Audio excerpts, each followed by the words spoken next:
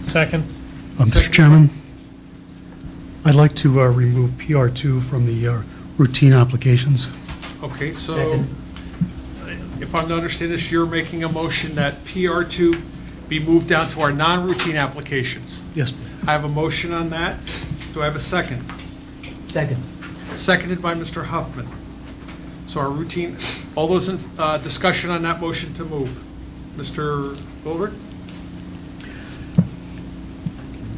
Well, my understanding was it takes one member to move an item from routine to non-routine. Okay.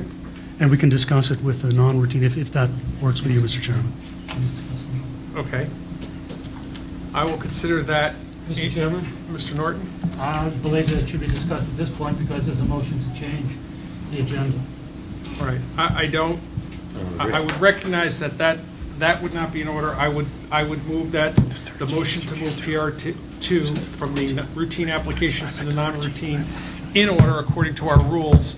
And I will, unless there's something that I'm missing, I will call that in order, and I will move that item to PR2 to our routine calendar. With that, non-routine, I'm sorry. With that, items HD6, PR-1, and PD-2 are on our routine, and they have been moved and seconded. Discussion? All those in favor? Aye. Opposed? 12-0-0. At this time, I will call on I'm going to actually move PR2 to the top of the list, if I may. You may.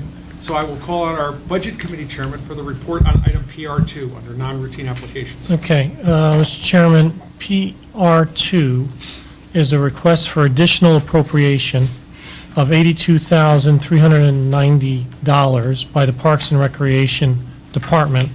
And the purpose of this, first of all, I'm going to move that, so I think it needs to be second. Second. Thank you. Moved in second discussion. Okay, now, for purpose of the discussion, I did not anticipate, nor did anyone tell me that this was going to be moved to a non-routine, so I'm going to have to do this from the top of my head. This additional appropriation was to reconstruct two bridges in Binney Park, and these are pedestrian bridges.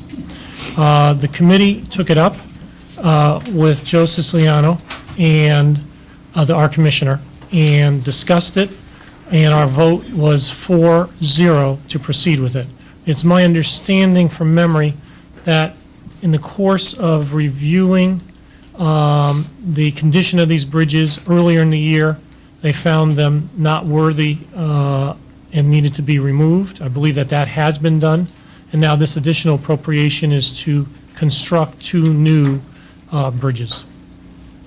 Our vote at the Budget Committee was 4-0 in favor of this additional appropriation. Thank you, Mr. Pellegrino. Further discussion? Mr. Goldrick? Mr. Chairman, I'm aware of these bridges that were pulled up about 8 months ago. They're tiny little structures. One you can go across in about 3 steps.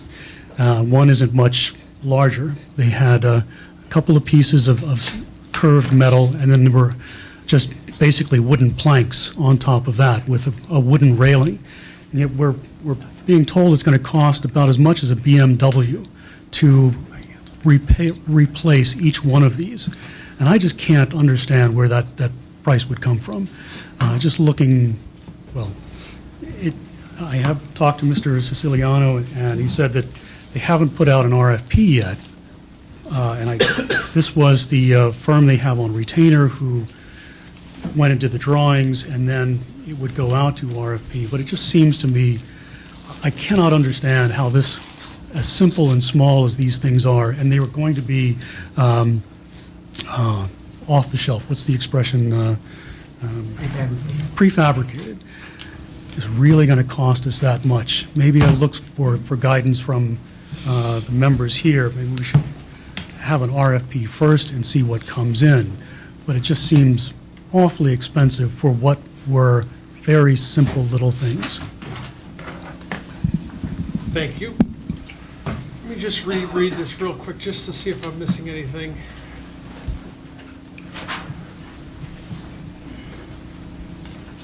Okay. Don't see anything. Any further discussion? Mr. Huffman? I would just note that I also, as I looked at it, felt that we just didn't have as much information as I would like to have in an expenditure, albeit not the greatest amount we will talk about tonight, but a significant amount for what appears to be a fairly simple replacement. And I would like to have more information before I make a vote on this proposal. We certainly want to have improvements to the Binney Park facilities. I think we've just got to be sure that this is the right thing at this time for this expense. Okay. Just as a comment that I see, obviously it's not just the bridges, it's the abutments, it's the footings in the ground. And I remember hearing conversation about this, and I think that was actually more than the bridges, which would go along with your point. Further discussion? Mr. Pellegrino? Mr. Chairman, I was not aware of this at all coming up as a question. I just want to share my observations. First is, in light of Commissioner Siciliano's history with the town, I've never known him to do anything without trying to achieve whatever his mission is in the least expensive way possible. Another way of saying that is I have total confidence in him and his department that if we give them an appropriation and they can do it with less money, that they will, and that they will return the unused portion back to the town's general fund. Second, my real feeling on this is that the appropriate way to have dealt with this would be to raise that a concern, bring it up ahead of time, have a discussion with Mr. Siciliano, and make sure that your request is satisfied. I feel that this is, frankly, a question of almost going to the integrity of a commissioner's presentation, and I will not vote against this. Okay, further discussion? Mr. Chairman? Mike? Mr. Finger, let me start keeping my scorecard. I just want to clarify that Mr. Goldrick did have a question about it and did make an appointment with Mr. Siciliano and did speak with him.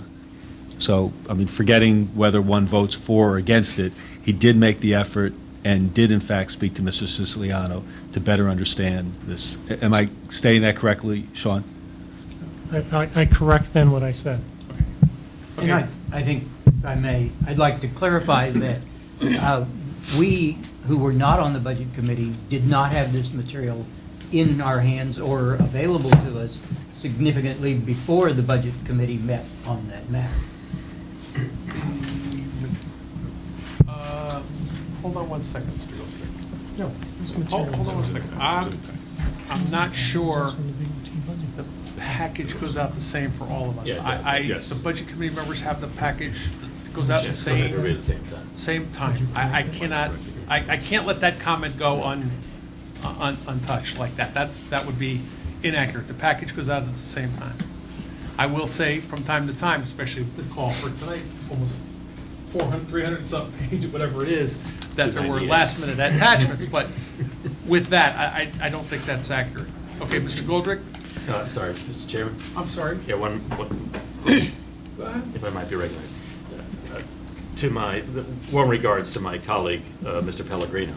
Nobody was challenging the integrity or the level of accomplishment of our chair of Parks and Recreation. There's merely a question that was raised by one of our members as to the scope of the dollars involved and the process by which that might be pared down during the bidding process. If it comforts my colleague, Mr. Goldrick, this will in fact be bid, hopefully competitive bid. Hopefully we'll have lots of competitive bids. And the bidding process will come back in at a lesser number. If it doesn't come back in a lesser number, then maybe we had the sobering lesson that when you do municipal construction, you end up paying BMW prices for relatively modest footbridges. I'm not sure what the answer is, but I think the bidding process is going to be the crucible in which you're going to find out what it is. But I certainly don't want to have some question, have any aura here that the integrity of any of our commissioners are in question. There's no such question before us. So let's get back to the item at hand. I'll pass the review of Director Siciliano off to the first selectman, since that's, Thank you. he handles that, not us. Yes, So thank you. let's get back to the item. So you're not in support of this? Further discussion? Just one comment, if I may. Comment? You're up, Mr. Goldberg. You know, Binney Park has been an absolutely beautiful park, and it was an absolute gem in this town, which has been decimated. We need to dredge that pond. I think most of the trees that were there 5 or 6 years ago are now down or dead. We've got police tape up where these two bridges were for about 8 months now, and I certainly do want to see this park restored to its original beauty and glory, and I want the bridges back up.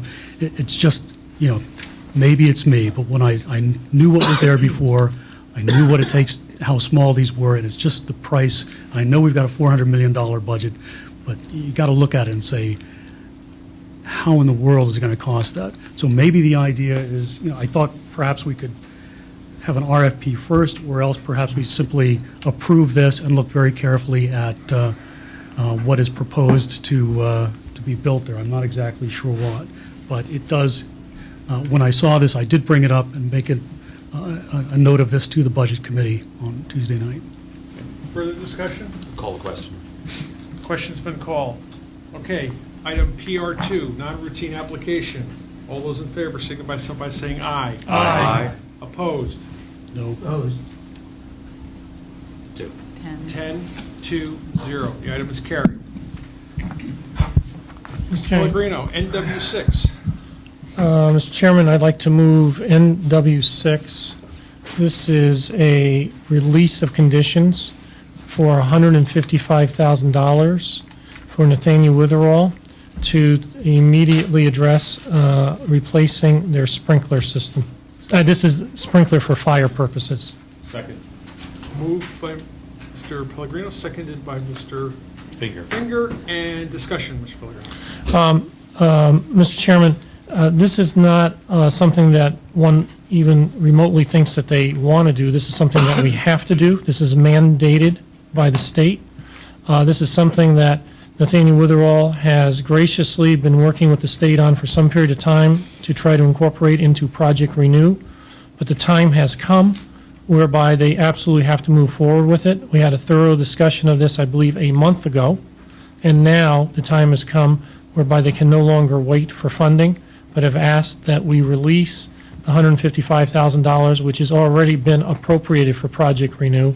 We're only releasing that portion of it so that they can immediately undertake what they need to do in terms of the bidding process and the implementation of the sprinkler system, and this is for fire prevention inside Nathaniel Witherall. That's my report. Discussion? This was taken up by the Budget Committee and again was passed 4-0. Further discussion? All those in favor? Aye. Aye. Opposed? 12-0-0. NW7. Now I'd like to move to NW7. This is an additional appropriation of $2,426,000 for Project Renew. Moved by Mr. Pellegrino, seconded by Mr. Finger. Discussion? Mr. Chairman, the cost of Project Renew has now been identified. The BET and the RTM approved Project Renew for $23,805,000. And now that we've gone through the bidding process and have secured, I believe, 21 packages of bids, we now know that the cost of the project is $26,231,000. The impact of the cost, and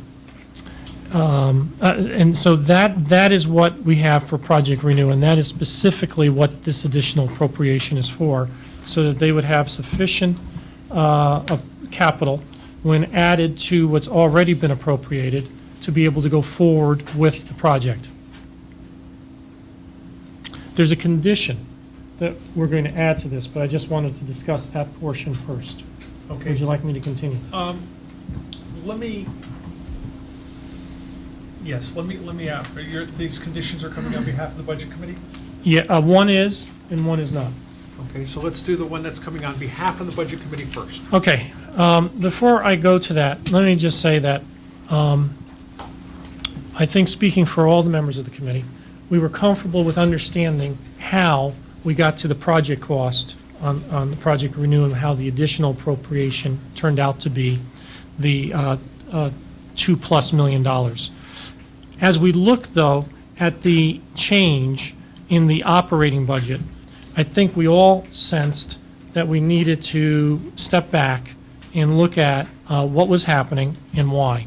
And as we discussed the operating budget, we could look at changes in the healthcare environment. We could look at cost allocated from the town to Nathaniel Witherall, and perhaps things that were being driven by operations themselves. But for whatever reason, we felt that there was an increasing negative cash flow when looking at the cumulative cash flows over a long period of time from last year to this year. And we had that discussion.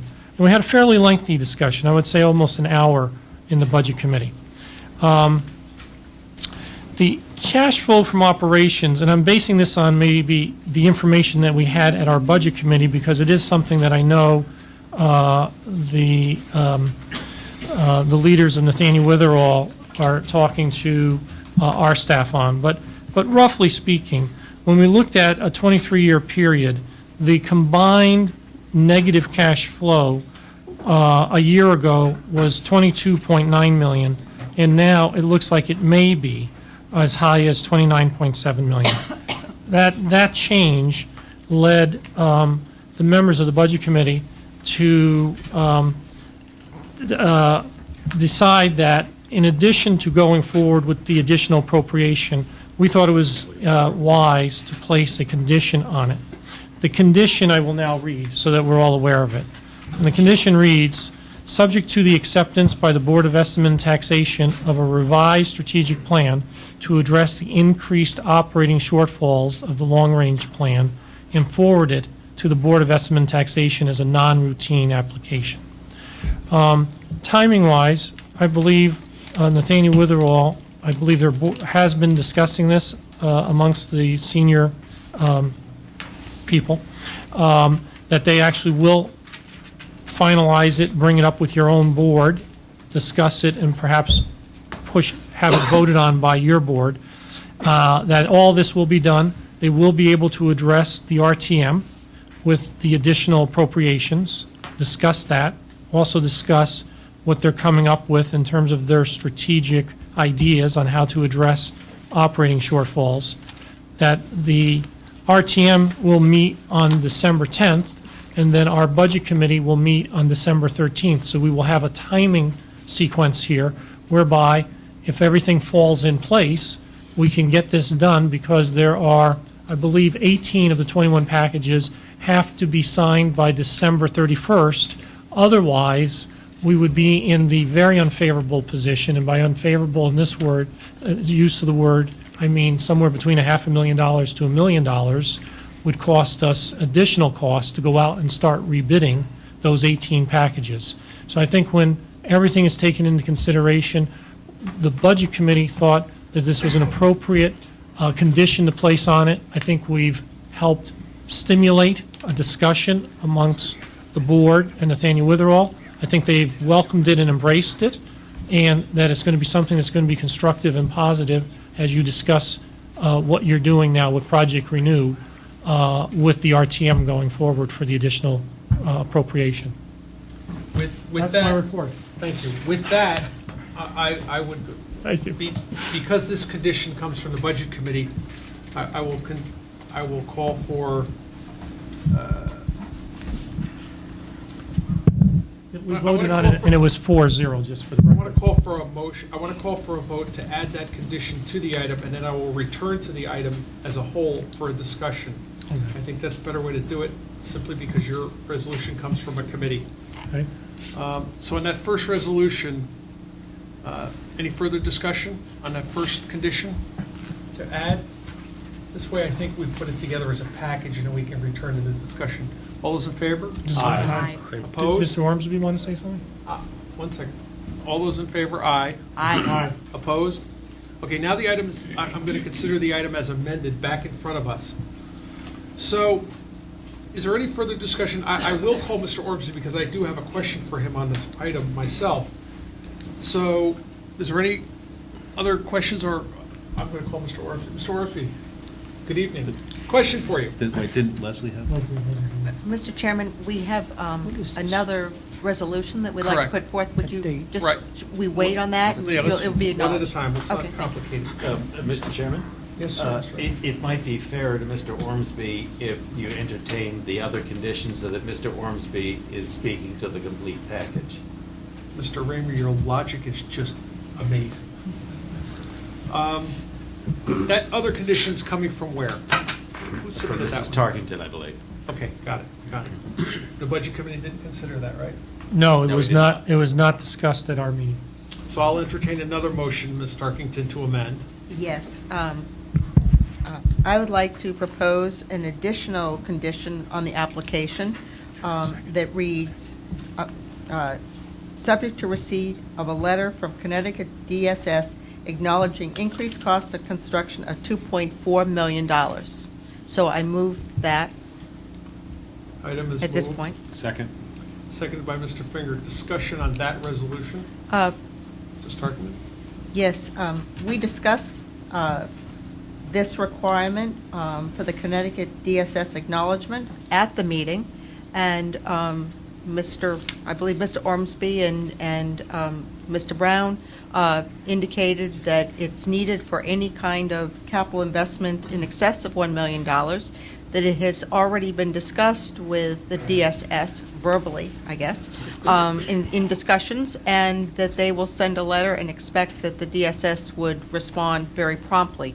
But nevertheless, it's a legal requirement, and individually and informally have talked with the other Budget Committee members, and it's just one of those things that didn't get added at the time of our meeting. Okay, further discussion on the added motion to the item? All those in favor? Aye.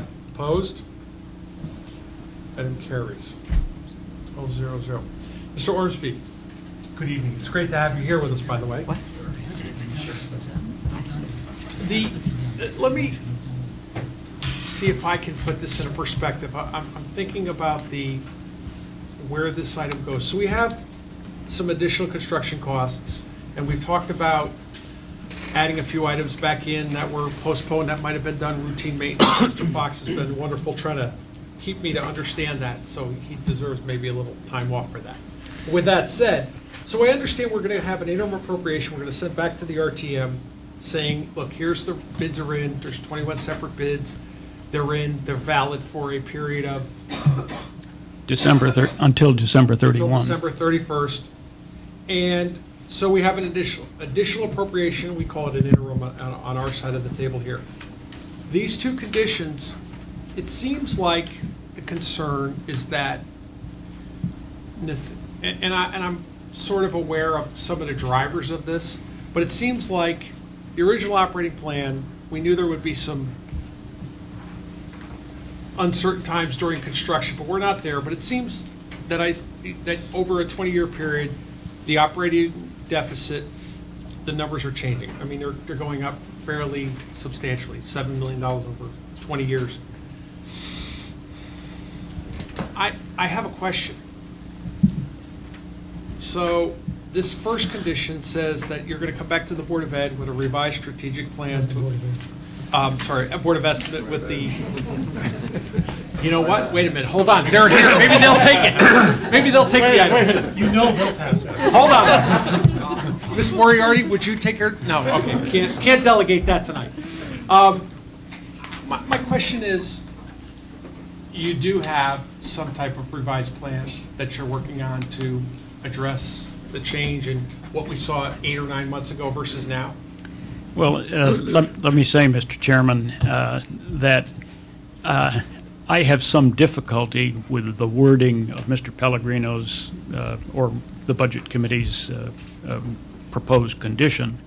When we talk about a revised strategic plan, I would remind you that on the 16th of July, this organization approved a revised business plan. And I frankly am daunted by the notion of sitting down and trying to do by the 13th of December what we did for that revised business plan.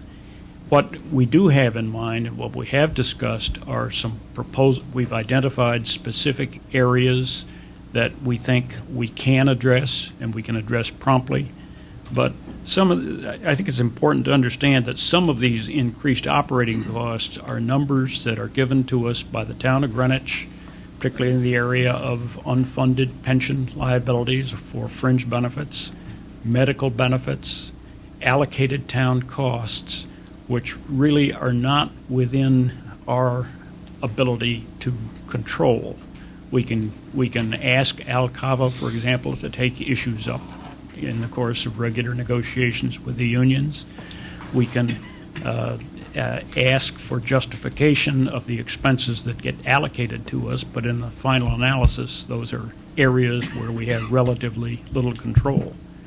We have identified, as Mr. Pellegrino suggested in meetings we've had over the last few days, some areas where we have far better control, much more direct influence over the financial outcome of items that are part of that plan. And I haven't had a chance to discuss it with the others, but I think instead of talking about a revised strategic plan, I would rather have you talk about proposals to address certain increased operating shortfalls of our long-range plan. We've got ideas, we've got proposals, we've got concepts which we think can address these items, but I frankly, by the 13th of November or December, can't do very much about increased pension liabilities, increased medical costs, increased allocated town expenses. Mr. Pellegrino? David, is your concern, if you were to focus in on the word strategic plan, is that something that is what is giving you this concern? Because Yeah. it wasn't that, just so you know, I don't believe it was the intent of the 4 members of the Budget Committee to have you rewrite a long, lengthy document. I think it was our intention that you help us with some positive, constructive, concrete thoughts of here are the 1 through 10 items that we are willing to address in this sequential order or maybe simultaneously or whatever, and that we believe can help us address what we're confronting. We'll certainly have a discussion on terms of what these allocated costs are to make sure the numbers are correct. I also do think, in all fairness, there is this sense, and we need to finalize it. Well, what is this burden that you have because you are, in a sense, a division of the town? And those are costs that all of us are wrestling with to try to get a handle on, not just Nathaniel Witherall. So Well, if the issue is changing the words on strategic plan, it was not our intention that you're sitting there drafting a whole new document. It was really our intention to really get focused on what are the steps you can take, in what order, to address operating shortfalls. Well, I would respectfully suggest then that perhaps talking about proposals instead of a revised strategic plan would be a more accurate sense of what of the exercise that we'd like to participate with you on. Here's what I would ask our board to think about. When we approved Nathaniel Witherall, we knew we were going to, somewhere down the road, we were going to have an obligation of the note for its full credit on behalf of the town. It was the credit of the town that was backing that note, and we were responsible for it. We also knew that there was going to be a deficiency in revenues in the operating budget, day-to-day at Nathaniel Witherell, that number is, not to make it seem like it's trivial, but that number seems to have changed by a projection of $500,000, $600,000, $700,000 a year. I think the question is, we're really going back to the RTM and saying, okay, so here's the real cost of the problems, and there's an interim, and I think it wouldn't be the only capital project that's ever had that happen. But I think, again, it'll beg the question on their behalf, saying, okay, what is our potential exposure on this? And they're going to have the same questions, and I respect that. So I don't really enjoy wordsmithing at meetings, at full board meetings, but I would say that if it was me, I would be saying that we need to, before a subject to release like this, at a minimum, we would need to see, hey, what are we doing to try to close this gap a little bit? We understand the municipal issues. We're fully aware of that. We have it at every standalone fund we try to operate in town, whether it's school lunch, the golf course. At the end of the day, this is the challenge of every budget we have for every department. But I think that's really what I think we should see. I'm willing to support the added interim. I understand the intent of the first resolution. I think what we should be trying to do there. How about the letter from the state? That's the state of Connecticut getting a letter back before the bids expire? The state, the one up in Hartford, the one. The very same. Revised Mrs. Tarkington accurately summarized my advice at the Budget Committee meeting, and I have no objection to the amendment that she has suggested. Okay. Further discussion? Yes, Mr. Chairman, while you were discussing, Mr. I know, you Rayner, had your own meeting going. we had our own meeting. It's typical. Well, I don't want people to think that we don't work well together. And knowing that Mr. Ormsby is a master at words, we have some words that we're going to share back with you, David. So you're going to propose an amendment to the amendment? We're making an amendment to our amendment. I don't believe he has an amendment on the table. No, you are. Yes. Subject to the acceptance by the Board of Estimate and Taxation of a revised strategy that specifies action steps that can be taken to address the increased operating shortfalls of the long-range plan. I have no objection to that. Wonderful. Unbelievable. I would second that motion to amend. Done. I think that has to be heard, Mr. Chairman, as a motion to amend and voted on. It is a motion to amend the amendment. Do we need a second? We have Jeff? a I second. second it. Done? Discussion? Aye. Mr. Norton? Are you actually deleting language and substituting language? Is that what you're doing? I did. Was that indicated? I could read it again. Do other members of the committee have this? Yes, everybody has. The original. The original. Okay, so everyone has the original. So if you'd like me to read it again, I will. No, I think it would be better if you withdrew the current language and substituted this language. Whatever you'd like. I think that you better start all over again and read this very slowly. Okay. So the language now says, subject to the acceptance by the Board of Estimate and Taxation of a revised strategy, strategy that specifies action steps that can be taken to address the increased operating shortfalls of the long-range plan and forwarded to the Board of Estimate and Taxation as a non-routine application. That motion has been moved and seconded. Discussion. All those in favor? Aye. Opposed? What a show tonight. It's going to be 12-0-0 on the amendment to the amendment. Okay. Further discussion on NW 7 as amended a couple times. Yeah. Mr. Raymer. Well, just while we have Mr. Ormsby at the lectern, I'm only one member of 12 of the BET, but the one item that will be that's of concern to me and will be of importance to me as we listen to what we'll be discussing on the 13th of December relates to the financial assistance that you look forward to from the Friends of Nathaniel Witherell. I'm looking back at the long-range plan that you've already given to us, and I note, if I'm reading it correctly, that fiscal year ending 2011, you had nearly $67,000 worth of contributions. You had $12,400 in the next year. going forward, where you're looking forward to and relying on receiving contributions to the Friends on a building appeal at $1 million in the first year and $2 million for the next 3 years. And then in fiscal year 17, it drops down back to an annual contribution you're looking forward to of $100,000 a year. Right. Obviously, I mean, I wish you every good fortune with that. The concern from a VET standpoint is that's part of the financial strategy that you present. And to the extent that you don't achieve the strategy, we're looking to filling in the missing figures, and they become part of our budgetary concern. And these are very substantial numbers. We've not enjoyed from Nathaniel Witherell to this point any sort of a reading of, well, we have pledges of these or we have indications of those. Your work in that field is at a rather early stage. I don't know what I could expect you to accomplish in less than a month. That's a very scant period of time.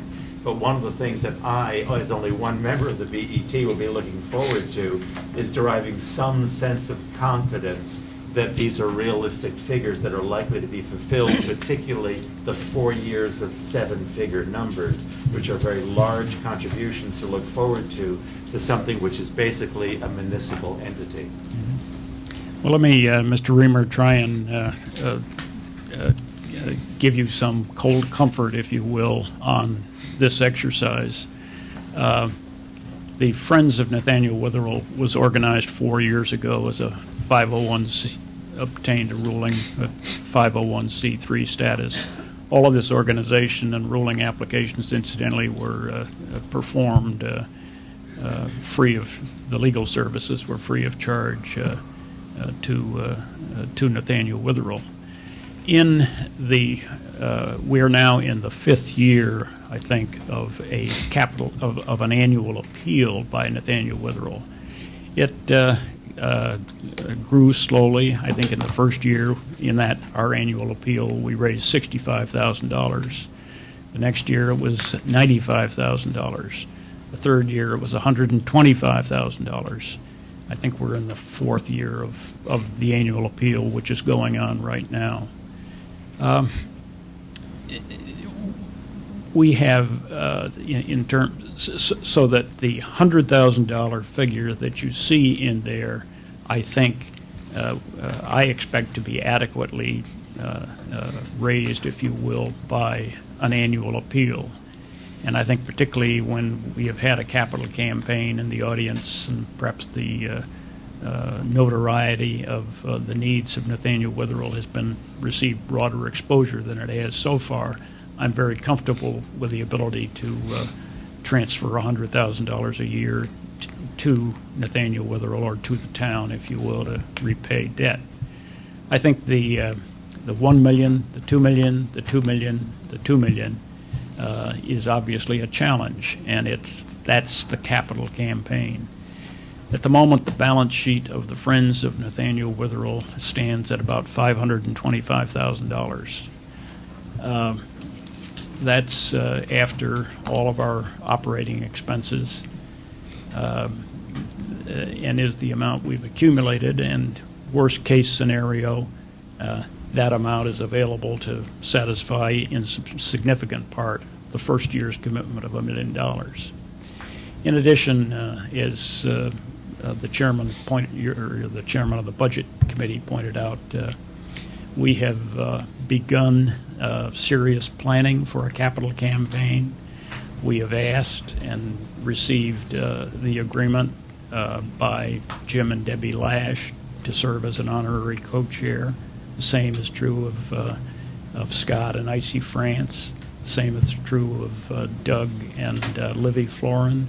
The same is true of John and Lyle Gibbons. And the same is true of Peter and Isabel Malkin.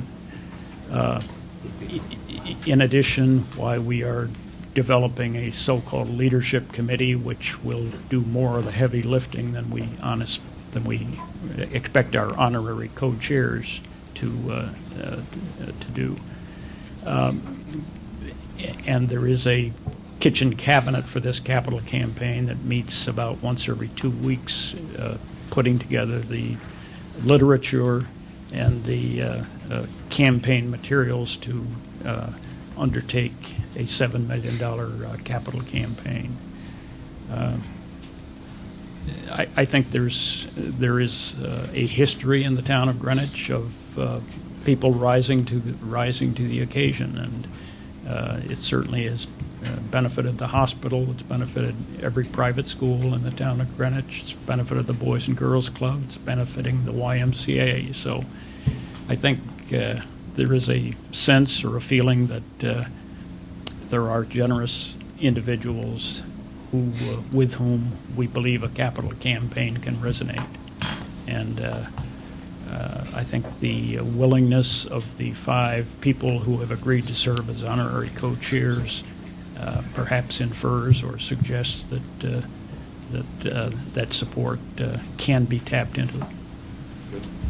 Of our balance sheet of $525,000, even though we've made no public solicitation, $197,000 of that is earmarked for Project Renew that has literally come in over the transom as people have learned of our plans to proceed with Project Renew, so that with no solicitation, why I'm starting with $197,000 in the bank account for Project Renew. Thank you. Further discussion? Mr. Goldrick? Yes, Mr. Ormsby, at the Budget Committee meeting, you mentioned fringe benefits going up, but you didn't actually provide details of that. And I note that town support expenses and fringe are going to rise by about $1.6 million over 3 years. And that's your non-controllable expenses you list. So we're asking you for a strategy going forward on this P&L of yours, but big chunk of this is in the non-controllable side. Could you tell us roughly what is included, because those 2 items seem to obscure more than they illuminate? Well, fortunately, I've got my chief financial officer here, and I don't know, Ray, whether you want to try and take a crack at that, at answering that or not, but it's a very significant part of the increased operating costs that the Budget Committee has identified and made the subject of their concern. And the process of changing fringe benefits and medical benefits and wages too is not an easy task. The frontline responsibility for that is really Al Cava, who represents the town generally in those negotiations. We have worked with Al and called to his attention work rules, for example, which we find chafing our operations, and he's been very... Is a large portion of this coming from the increased defined benefit contribution? Ray, you can do a better job than I can in addressing that. 1 second, Mr. Augustine. 1 second. Let me just see if I can put this in proper perspective, because I think we're missing something. Nathaniel Witherell was in a general fund account like all departments. Fixed charges were fixed charges. There was an outcry for Nathaniel Witherell to be self-standing. We created a revolving fund, a non-statutory controlled fund, but where we ran the fund out. So 2 years ago, and Roland can help me if it's 2 budgets ago, we gave them estimated numbers to plug in for the concerns or the costs and fixed charges. In that period, we've redefined it to give them very accurate costs that we have then rolled over as a liability in the revolving fund. We call it the Nathaniel Witherell revolving fund. We've done this in the school lunch fund. We've done this in a revolving fund for the golf course. So the challenge that they have is, up until that time, all that lead-in, they built all of their business models and everything predicated on their current expenses, salary, overtime, uniform allowance, blah, blah, blah, blah. When the fixed charges side got allocated to them, that's what's created this increased burden on their operating budget being neutral. We knew that going in. And what's happened is, in a series of budgets, Ray, correct me if I'm wrong, we've gone from assumptions to accurate. Correct? Now you're giving them the accurate? Well, we've always given them the actual fringe benefits. Right. That they're calculated on a person-by-person basis. The in-kind is where there are allocations and calculations and assumptions made. They're based upon various factors depending on the type of expense we're charging for. There you go. So that's the lead into how we got to part of the problem, right? If there's anything you want to add to that. Yeah, I would like to add to that. We're talking about the cash flow for Nathaniel Witherall going into November of 2011 long-range plan and the July 2012 long-range plan, going from somewheres of a cash requirements of about $19 million. Okay, the latest one is showing that we have, and this is over 30 years, that we have a cash requirement of $28 million from the town of Greenwich. Okay, and handed out at the last Finance Committee meeting was these sheets less the yellow column on there. And it adequately went through and said by year that our operating results were going to be this, our debt service, and our cash flow from operations was going to be to 19 or to $28 million. To that, there was town support added. Originally, it was about $855,000. The current one is somewhere around $1.2 million requirement. And then there was the contribution from the Friends, which went from about $5 million now to $7 million. The included in the $19 million and the $28 million that wasn't shown on the sheet that was presented to the Budget Committee. The yellow column on the right is basically town allocated cost. This is not fringe benefits. This is not insurances, even though there are insurances allocated to Nathaniel Witherall, liability and casualty and whatever. But they are basically for our percentage of town support, department support. That is basically legal, which is very, very low. We have purchasing support. We have HR support. We have IT support. And we have town finance support. These are the areas that have gone up tremendously. If I just strictly go from the July number, that increase is $10 million, almost $11 million. Okay, and it's based upon an allocation of percentage of dollars for total cost anticipated for those departments in question.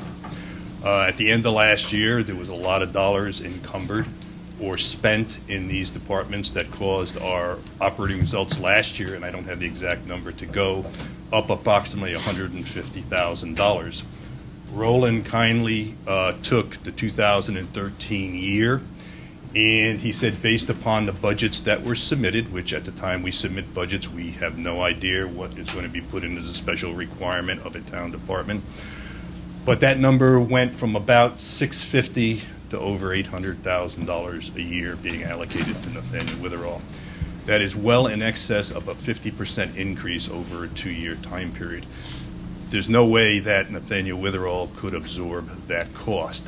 If you were to look at the item net to the town and not look at an H fund for Nathaniel Witherall, and look at it as looking at it in combined with the general fund, there is absolutely no change in the cash requirements that are required from the taxpayers of the town of Greenwich.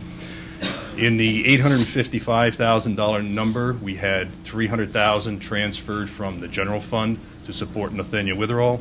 Under this particular setup, we have the same $300,000. It's just that we now have to have support of $1.2 million, but I'm giving you back the difference, which comes out to the $300,000 number. So in total, there is no change. Question. Can I ask a question of Roland? Is this what you refer to as in-kind Yes, charges? as opposed to the fringe So the benefits. HR, legal, IT, Finance. finance, Right. the major departments, in other words. And Roland, does that get allocated to all the different departments in town? No, it's Just to revolving fund? just to Nathaniel Witherall. Part of the screw out of reporting these to the state for reimbursement. So even though the non-general fund departments get fringe benefits allocated to them, Nathaniel Witherall is the only one that gets in-kind costs charged to them. So you're saying so this gets charged back, these costs gets charged back to the state for purposes of calculating Medicaid reimbursements? Yes. So absent these costs, does that suggests to me that Medicaid reimbursements would be less than what they are currently? No, the Medicaid reimbursements are what they are right now. The question really comes up to be is if you look at how the state comes up and says what you're going to get reimbursed, there's like 5 buckets. One of them is capital, one of them is administrative, one is direct nursing, maintenance of facilities, a number of items that are out there. And if you are, let's say, down here, and let's say Fairfield County is up here, you're falling short in your reimbursement. Okay? You want to be right at that line, but in order to be there, you may have to be slightly above it. What's happening is we have gone well above that through these town allocated costs. In the 2011 Medicaid cost report, the analysis of rates, the state eliminated, I think it was 778,000, Lloyd, we talked about today, in dollars that they just eliminated. They said you're too high over that limit. And these were basically Right, and these were basically the allocated cost that they've eliminated. So we're getting absolutely nothing back from the state, but we are maintaining ourselves at the Fairfield County average for reimbursements. So it's more of a mechanism to, let's just say, protect the town from additional liability in the event that somebody wanted to come back and challenge us as far as our numbers. One other point, back in with the long-range plan, I believe Randy will remember that, the number for allocated cost was about $250,000 a year, factored by inflation. $250,000 compared to $800,000 is a big increase, very, very big increase. And I don't think anybody could absorb that. It's bigger than the pensions, it's bigger than the medical, it's bigger than everything. Okay. First of all, thank you. I am going to, there's no further discussion on this. I'm going to say that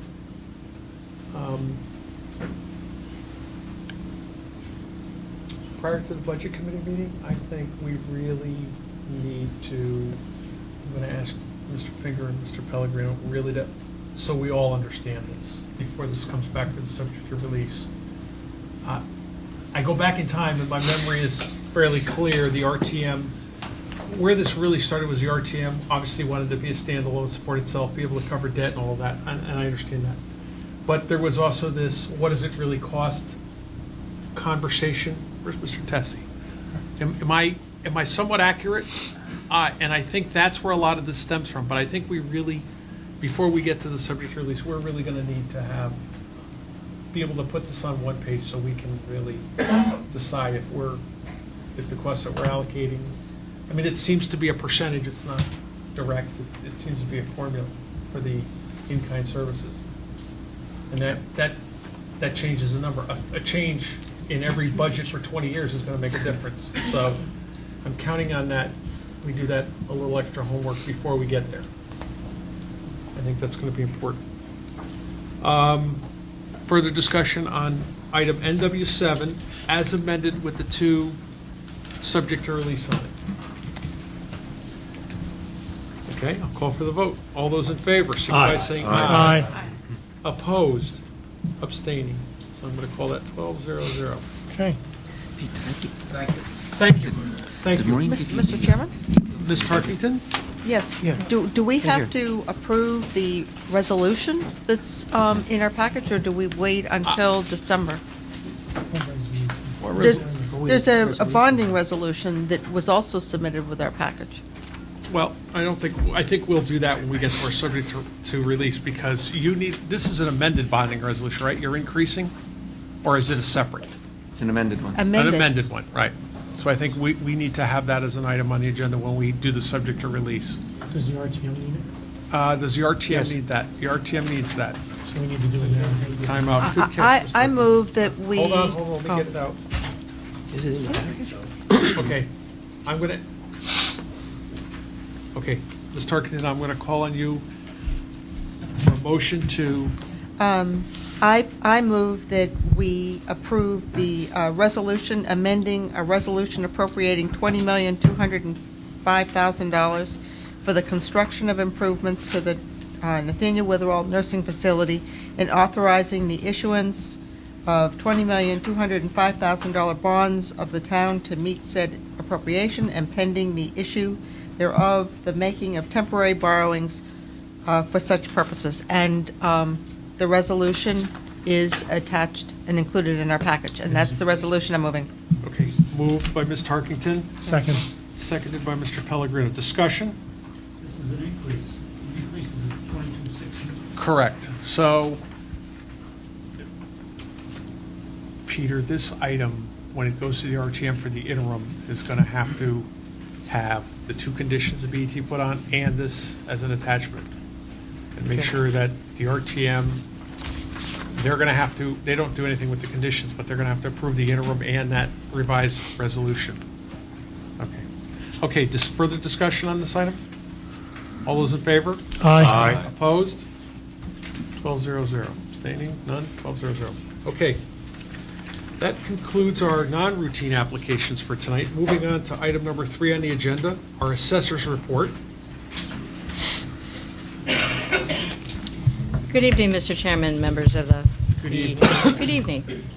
I'd like to present the assessor's report for November 2012. Currently, our office is in the process of putting together the 2012 grand list.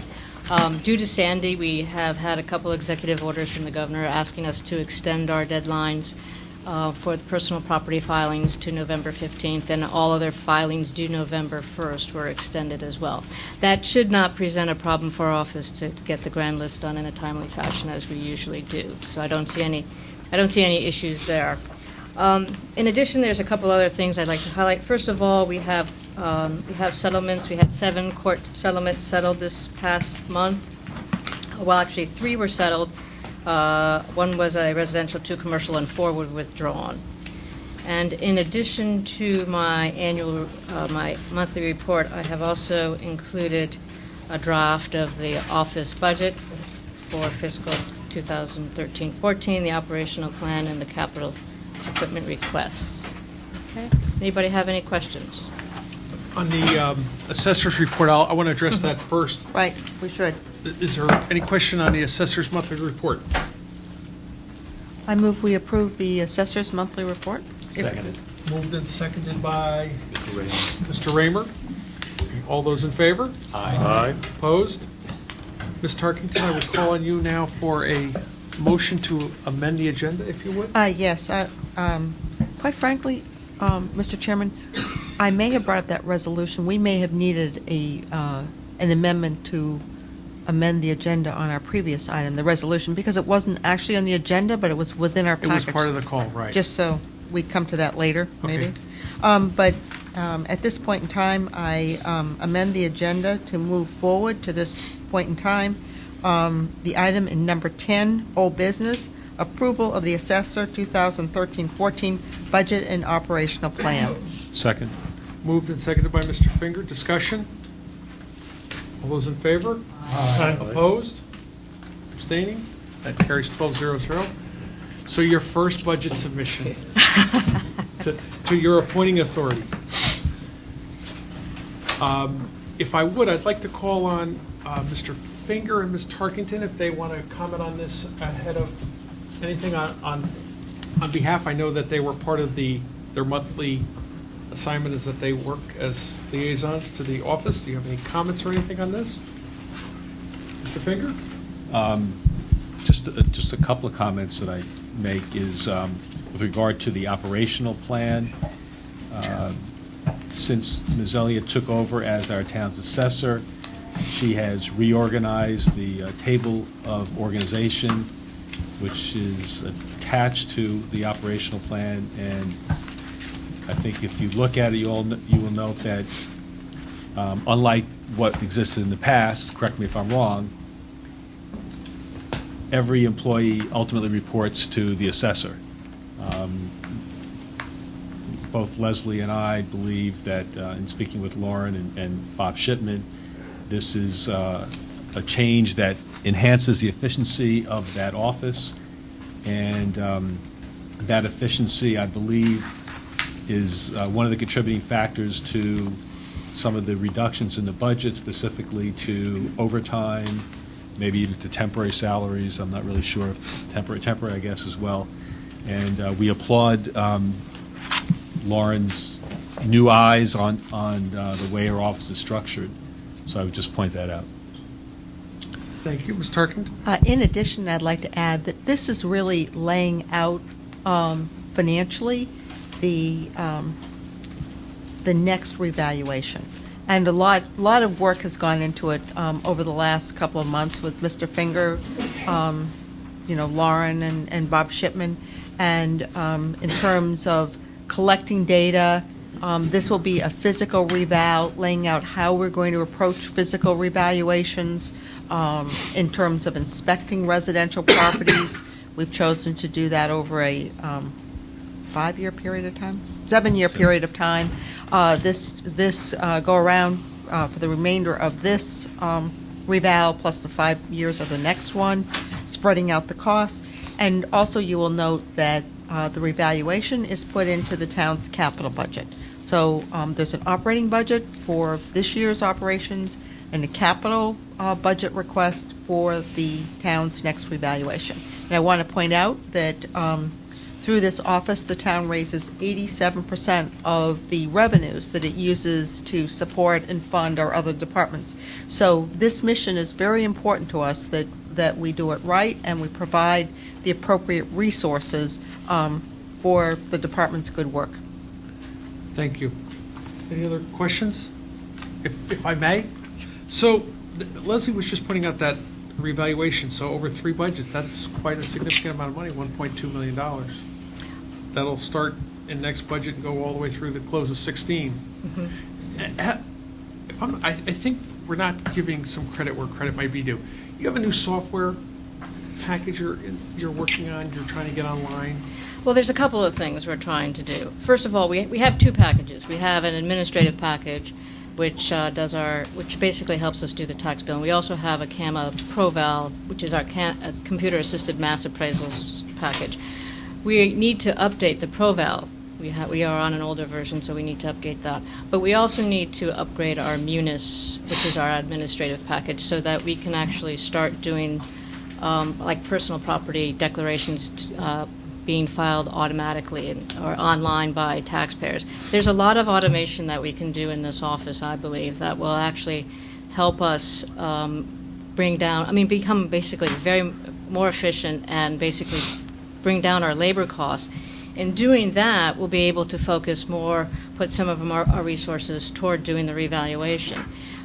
We are required by state statute to actually go walk around every single house and measure and list it once every 10 years, and we need to start doing that. Our capital project is basically spreading that cost over 7 years, and basically if we can get somebody to start, or a couple of people during it's a seasonal job, walking around houses. We certainly don't want to do it in January. If we can start doing that on an annual basis, we can actually cut the overall revaluation costs going forward considerably. Every once in a while, you'll notice back in, I think it was 2000 or 2001, when you did your revaluation back there, it was millions of dollars because you did a full measure and list. And that's very labor intensive, and it costs quite a bit. And for the town of Greenwich to go out and hire a revaluation company to do that, it's very expensive. What we're trying to do here is take that process and bring it and manage it through our office, and basically not have that very large expense come 2020. Thank you. Any other? I would just like to add that the capital expense projected is approximately or very similar to the capital expense that we had for this last reval.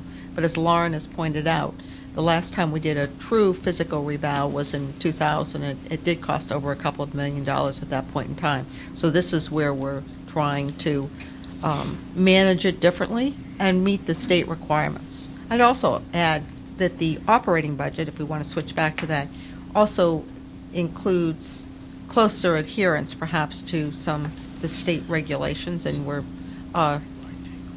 it includes addressing some issues. Wow. Further discussion? I will entertain a motion that the annual department operational plan and budget submission for fiscal 13-14 be moved. So moved. Seconded. Second. Seconded by Mr. Finger. Discussion? All those in favor? Aye. Opposed? Abstaining? 12-0-0. Thank you. Welcome. Well, a very, very, very, very nice job. Moves us to item, where are we going next? Item 4, Controller's Report. Good evening, Mr. Chairman and BET members. You have the Controller's Report before you, and I'll take the opportunity here to expand a little bit on it. I've got a number of questions on the Hurricane Sandy, the cost associated with it, and the impact on the fund balance. And on page 1, I gave a short description of what we're doing in finance.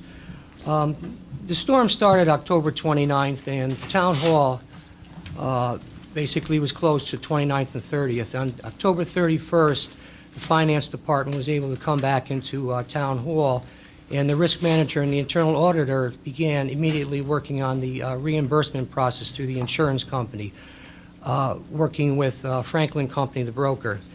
The insurance for a named storm through the Lexington Insurance Company is $350 million. And within that $350 million, there are at least two components that are important to talk about. The first one is coverage on trees, damage to trees in the town and the golf course. And within that, there's $1 million of coverage, a limit, and $500,000 is for the town, and $500,000 is for the golf course.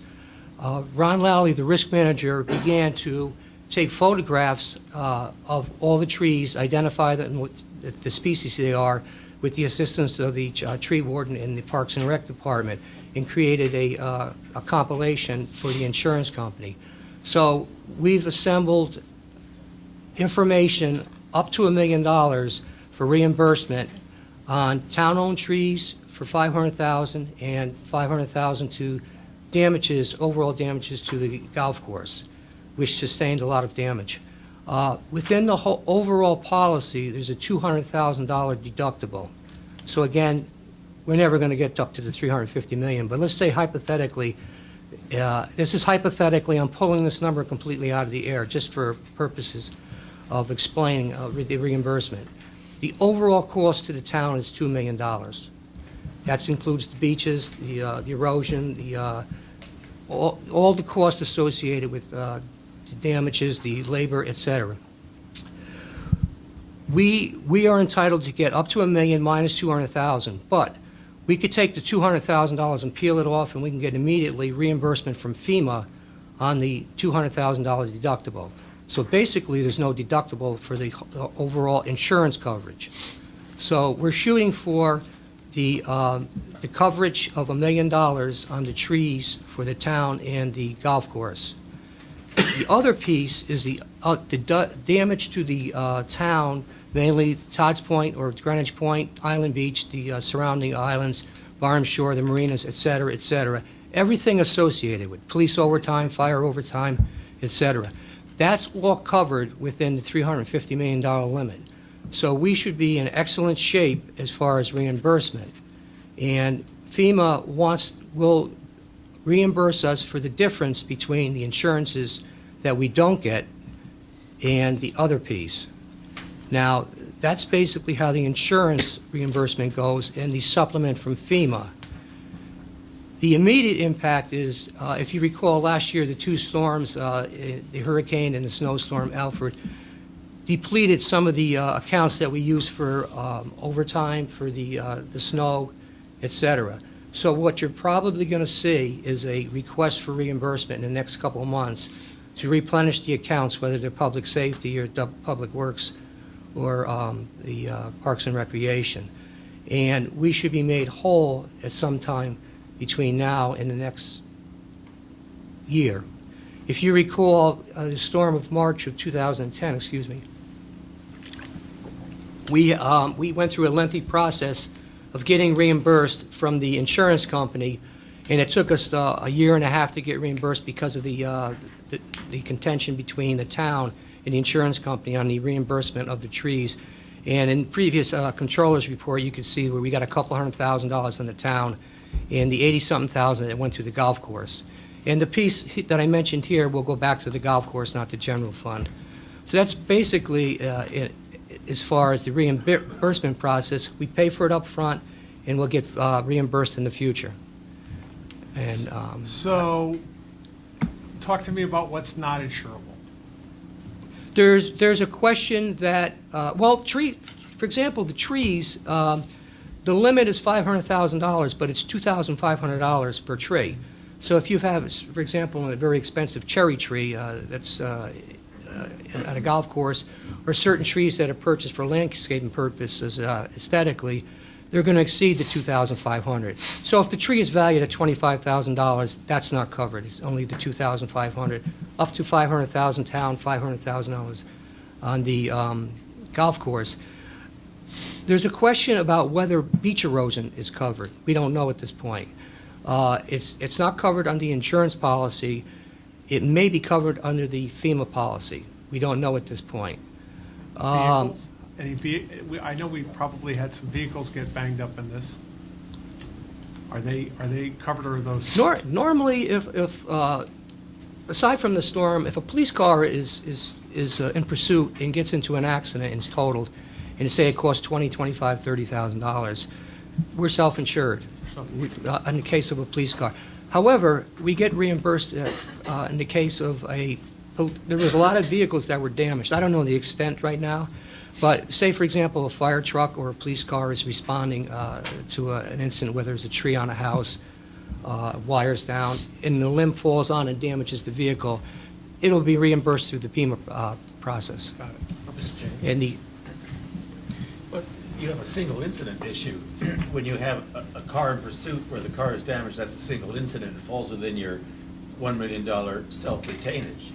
But where you have a single storm that destroys a number of vehicles, we may be beyond the retainage. It may aggregate with other insurances or other assets that are lost. No, we should be covered for all the vehicle damages under the insurance policy.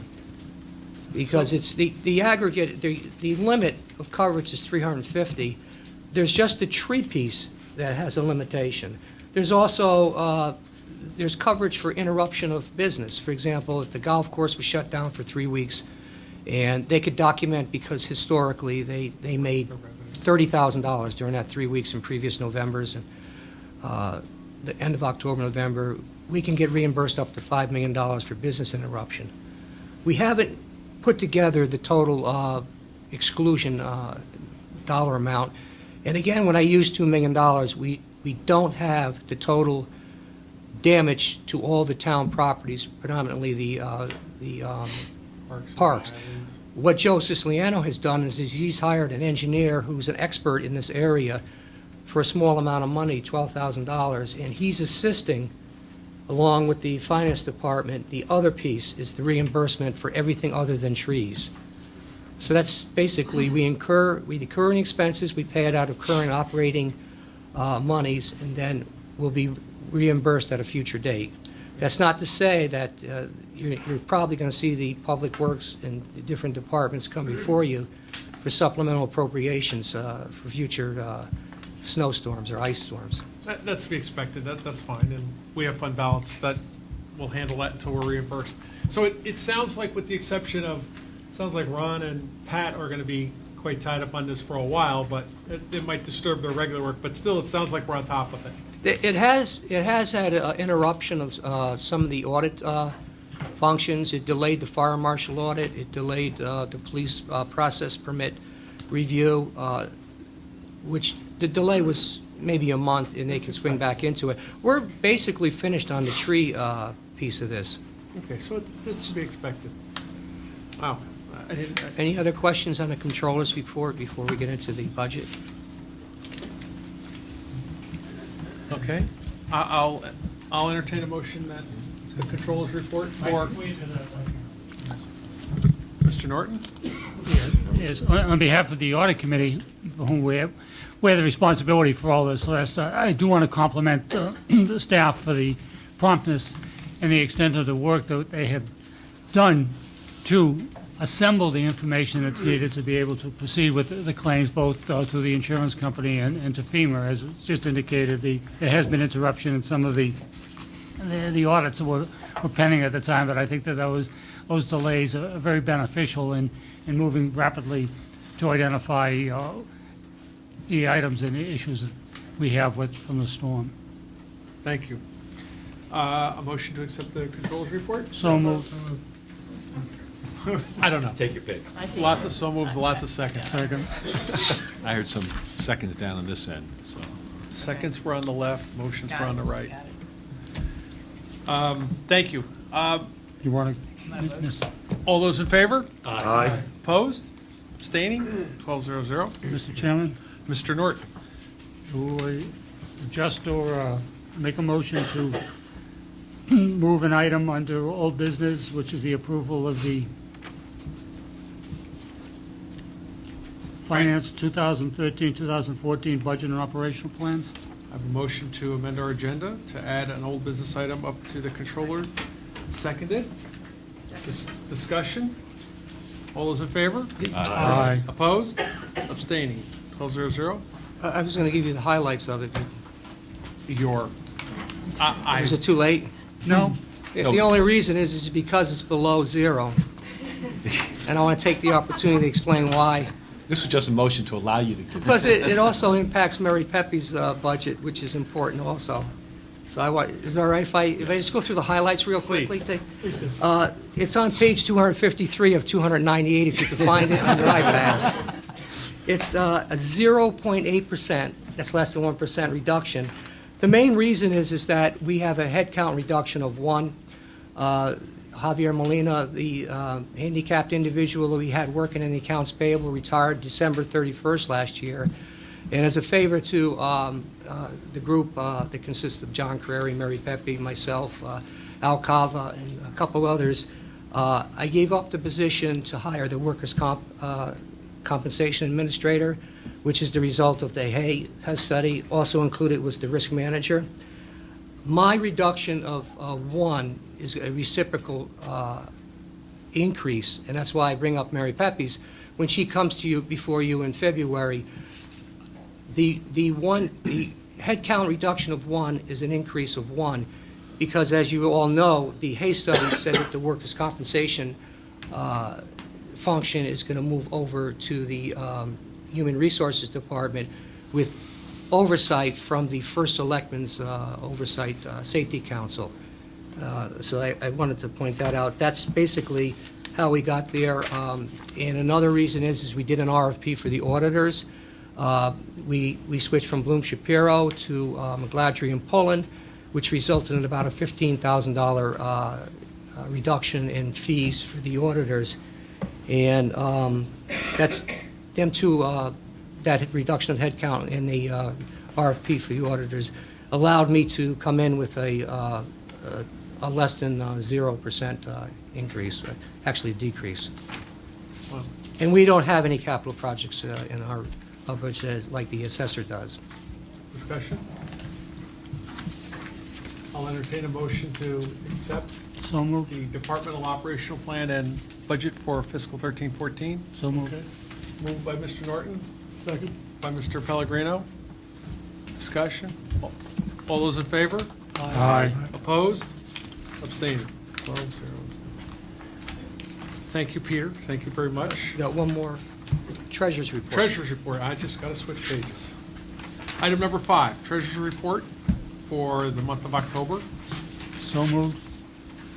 Moved by Mr. Norton. Second. By Mr. Finger. Discussion? All those in favor? Aye. Opposed? Abstaining? 12-0-0. Moving on to our committee and standing committee reports. Human Resources. Mr. Johnson. Thank you, Mr. Chairman. I actually have 2 reports that I'm going to try to briefly summarize for tonight. The information is in our packet. The first one I'd like to talk about is a proposal for managerial and confidential employee compensation and performance appraisal review. Last spring, after the last M&C salary review process, the BET HR committee recommended that we review MC grade levels, job definitions, and compensation grades, and also review the performance evaluation process, and also to consider salary rate adjustments that are consistent with budget parameters and timing of the budget development itself. The HR department, under Ms. Pepe, has actually considered a number of different firms to offer some consulting services for this. They actually requested an RFP from 2 firms. Mary Lee Kiernan and I were involved in the interviewing of those 2 firms and have recommended the hiring of Buck Consultants. It was thought that this firm could bring an objective eye to the process developed and implemented by the Hay Group 5 years ago. So we're actually bringing in somebody to review the Hay program. They do not suggest a complete replacement of this whole process, but rather will offer up some revisions, some ideas on how to improve it. The cost of this review is $38,000. This will be funded from within internal funds within the HR department. The process will take 4 to 6 weeks. And the BET HR committee voted 4-0-0 to approve this. Now, in my report, I erred in suggesting that we'd recommend approval to the full BET. Given that funds are sourced from within the HR department, I don't believe we need to do that process. But just to let you know, the HR committee did approve it, 4-0-0. The second report I have is concerns funding for a human capital management system for the HR department. At our last meeting, we heard a presentation from Mary Pepe in the HR department requesting funds to develop an RFP for a new human capital management system. This capital project would be considered for the 2013-14 fiscal budget. As a way of a little background, for a number of years, the Town of Greenwich HR department, as well as support from the Board of Ed HR department, has expressed a need for a new information system for human resource administration and payroll processing. The current MUNIS system is primarily a financial system and is not very flexible or effective for the administration of HR functions. In 2011, a study commissioned from the Hay Group identified the lack of an automated or interconnected administrative system as a key deficiency for helping improve both Board of Ed and the Town of Greenwich HR functions.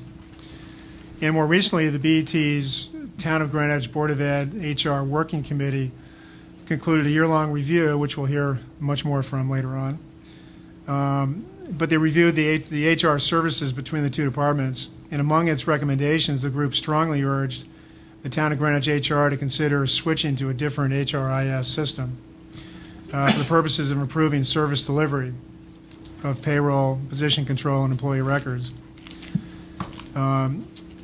Within the HR department's proposal, they do request a technical consultant to be hired to help identify specific needs, coordination, and implementation issues that can be integrated into an RFP for the system providers we'll be talking to. The consultant would help write the RFP, pre-screen vendors, and aid in the review and evaluation of submitted proposals. They would also provide ongoing assistance throughout the project to assure proper configuration and technical compatibility with the town. This consultant is actually the same firm that is currently engaged right now for the town-wide IT study process. Barry Dunn is the name of the company. Secondly, an outside project coordinator would be hired for 6 months to assist in the organization and coordination among the different departments within the town. We think that's going to be important also for helping coordinate this. The HR department has requested $76,000 to cover the costs of the technical consultant and the project coordinator, and that's for the period of January 1st, 2013 to June 30th. The objective is to develop a thorough capital proposal for our next year fiscal capital budget. Should this project not be approved, the capital project, this work still would be valuable to the Town of Greenwich and Board of Ed HR departments for future information system considerations and management practices.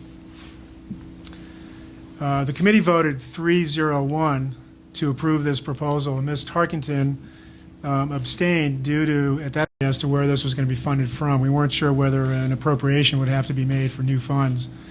But since have received clarification from Peter Minarski, that the funds are available in the finance department out of an account that has funded other HR consulting projects in the past. Again, I don't believe any action is required among the full BET, as I alluded to in the report, but we have approved this within the BET HR committee. Thank you. Discussion? I'm going to take the position that I believe you're accurate. I had sent out an email the next day. So we have this in 139 or line 140? 149. I'm sorry, 149. Okay, so I know that's there to cover that. And I think you're right on target when you say the report that we're going to get to highlighted some areas that this was an important item. So quite a bit of work for the HR committee this month. My appreciation. Any discussion on that? I would entertain a motion that the reports from the RHR committee be accepted. So moved. Second? Second. Seconded. All those in favor? Aye. Opposed? I will abstain. Abstaining. I have one member abstaining. Would you like to state your reason for abstaining? I believe we're talking about the HR report for The human IT capital system, management. which has a coordinator, which is a family member of mine, so I don't want there to be any impropriety in terms of my support. I understand. Well, everybody's clear with that? Joe's just simply abstaining because there's a family member involved in one of those projects, so thank you, Mr. Pellegrino. BET liaison, I don't have anything there. BET special project team reports. Mr. Brady. It's working? Yep.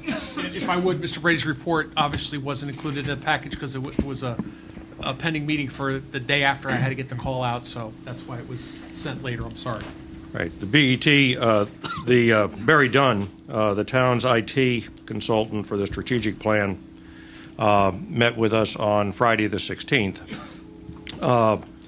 and delivered its first of the project deliverables on the strategic plan, which was a preliminary list of issues that it had identified during meetings with members of various town departments, written documents it had obtained and worked with.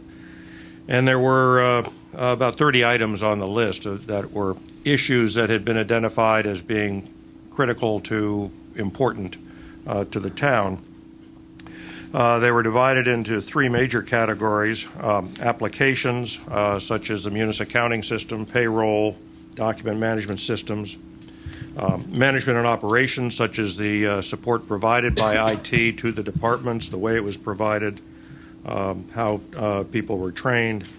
And the third category was technology, such as the availability of Wi-Fi in town buildings and the like. The purpose of the meeting Friday was to rank the projects for the user groups, to review the list and rank them as critical to be done in the next year. We've begun and started on somewhat less critical and least critical, which would be a second and third year. Among the projects, we don't have I don't have a copy of the final listing yet. That is still they've assembled with all the voting. But in the discussions going around, payroll and HR issues were right at the top of the list. So I think that's consistent with what we just heard from the HR committee. Other areas had to do with the way the website appears, the way the town appears to the public, and a number of issues about how the IT department supported operations in various departments. There are also issues related to the way we go about upgrading systems. It leaves us in the situation where we have, even within the same department, different versions of operating systems, and there are incompatibilities between application software from version to version, which creates a lot of problems. So that too will be reviewed. Barry Dunn expects to be back in early December. I believe December 5th is the date at which they will be bringing back their interpretation of what we've told them this time around. That list will be validated, amended, validated, and will become the input to their work task scheduling, identification of projects going forward, and a work schedule to get those done. That will come back either end of December, more likely early January, for review. If it's adopted, then we go on to start doing stuff. And that will be systems identification, or depending on what it is, the work that has to be done. Two other things that are going on with the 800 megahertz radio system. We're still interviewing consultants. That got knocked out by Sandy. I think we lost about 3 weeks. We're meeting the end of the month following Thanksgiving holiday with the two of the 5 finishers in that. We also met last Thursday and today with 2 of the potential vendors on the 311 complaint management system. We've got 1 more tomorrow, and I expect that sometime in early December we're going to be making a decision on that. I don't see John back in the room, but do I speak? I think we're looking at early December to come to a conclusion on that. The systems the 2 that we've looked at look very good. Seem they would do the job.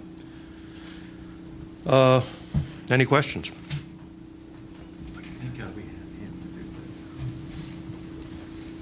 For questions, discussion? Mr. Brady, as always, I mean, there's just, I don't think most people would understand how many avenues that you're ruining my presentation later. I mean, we're just knocking off a lot of items that have been outstanding for a while. Thank you very much. I don't have any other special project team reports. New business, I had nothing. Brings us to item number 10, old business. Acceptance of Town of Greenwich HR Special Committee Report. And for this item, I would call on Mary Lee Kiernan. Thank you, Mr. Chairman. I have a couple of short remarks on the process and the substance, and then I think Mr. Pellegrino is going to speak as well. In terms of the process we undertook, this is a BET special project team commissioned by the BET chairman that produced a BET study. It was a follow-on to the Hay study, also a BET study, but we utilized a different process here. Our process conducted 5 open meetings, moved over a 9-month period of time, included all relevant constituencies, and looked into topics that many really thought were neglected by the Hay study. We think this was a thoughtful and deliberate and inclusive process. We've produced a comprehensive study that you have that will inform the work of the HR committee going forward and will help educate all of us on budget issues as they relate to HR for fiscal 14, and you heard about some of them tonight. I'd like to point out that the voices we heard were really critical, and we have to thank many people: Mary Pepe, Bob Lichtenfeld, Peter Minarski, Roland Geiger, Al Cava, Wayne Fox, Valerie Mays-Keeney, and Elaine Brown for all of their assistance. I'd like to point out in particular the insights of Mary Pepe and Bob Lichtenfeld were extremely helpful, and the memo that Ms. Pepe produced, which is the first appendix to the study, really provided the basic framework for HR services that helped us organize our thinking and organize our efforts, so that was critical. In terms of substance, the top line conclusion of the study is that we can make a significant leap forward in how we deliver HR services to the 2,370 full-time and 545 part-time employees that we budgeted for this year across all town departments. Right now, we have an extremely complex system for delivery of HR services to a variety of different categories of employees, and they're spread across 9 bargaining units and a small group of unrepresented management and confidential employees. The best metaphor we could come up with for this HR system is a web in 3 dimensions, very complicated, and it's grown over time, I think, with the best of intentions, but right now it needs to be simplified and rationalized and strengthened.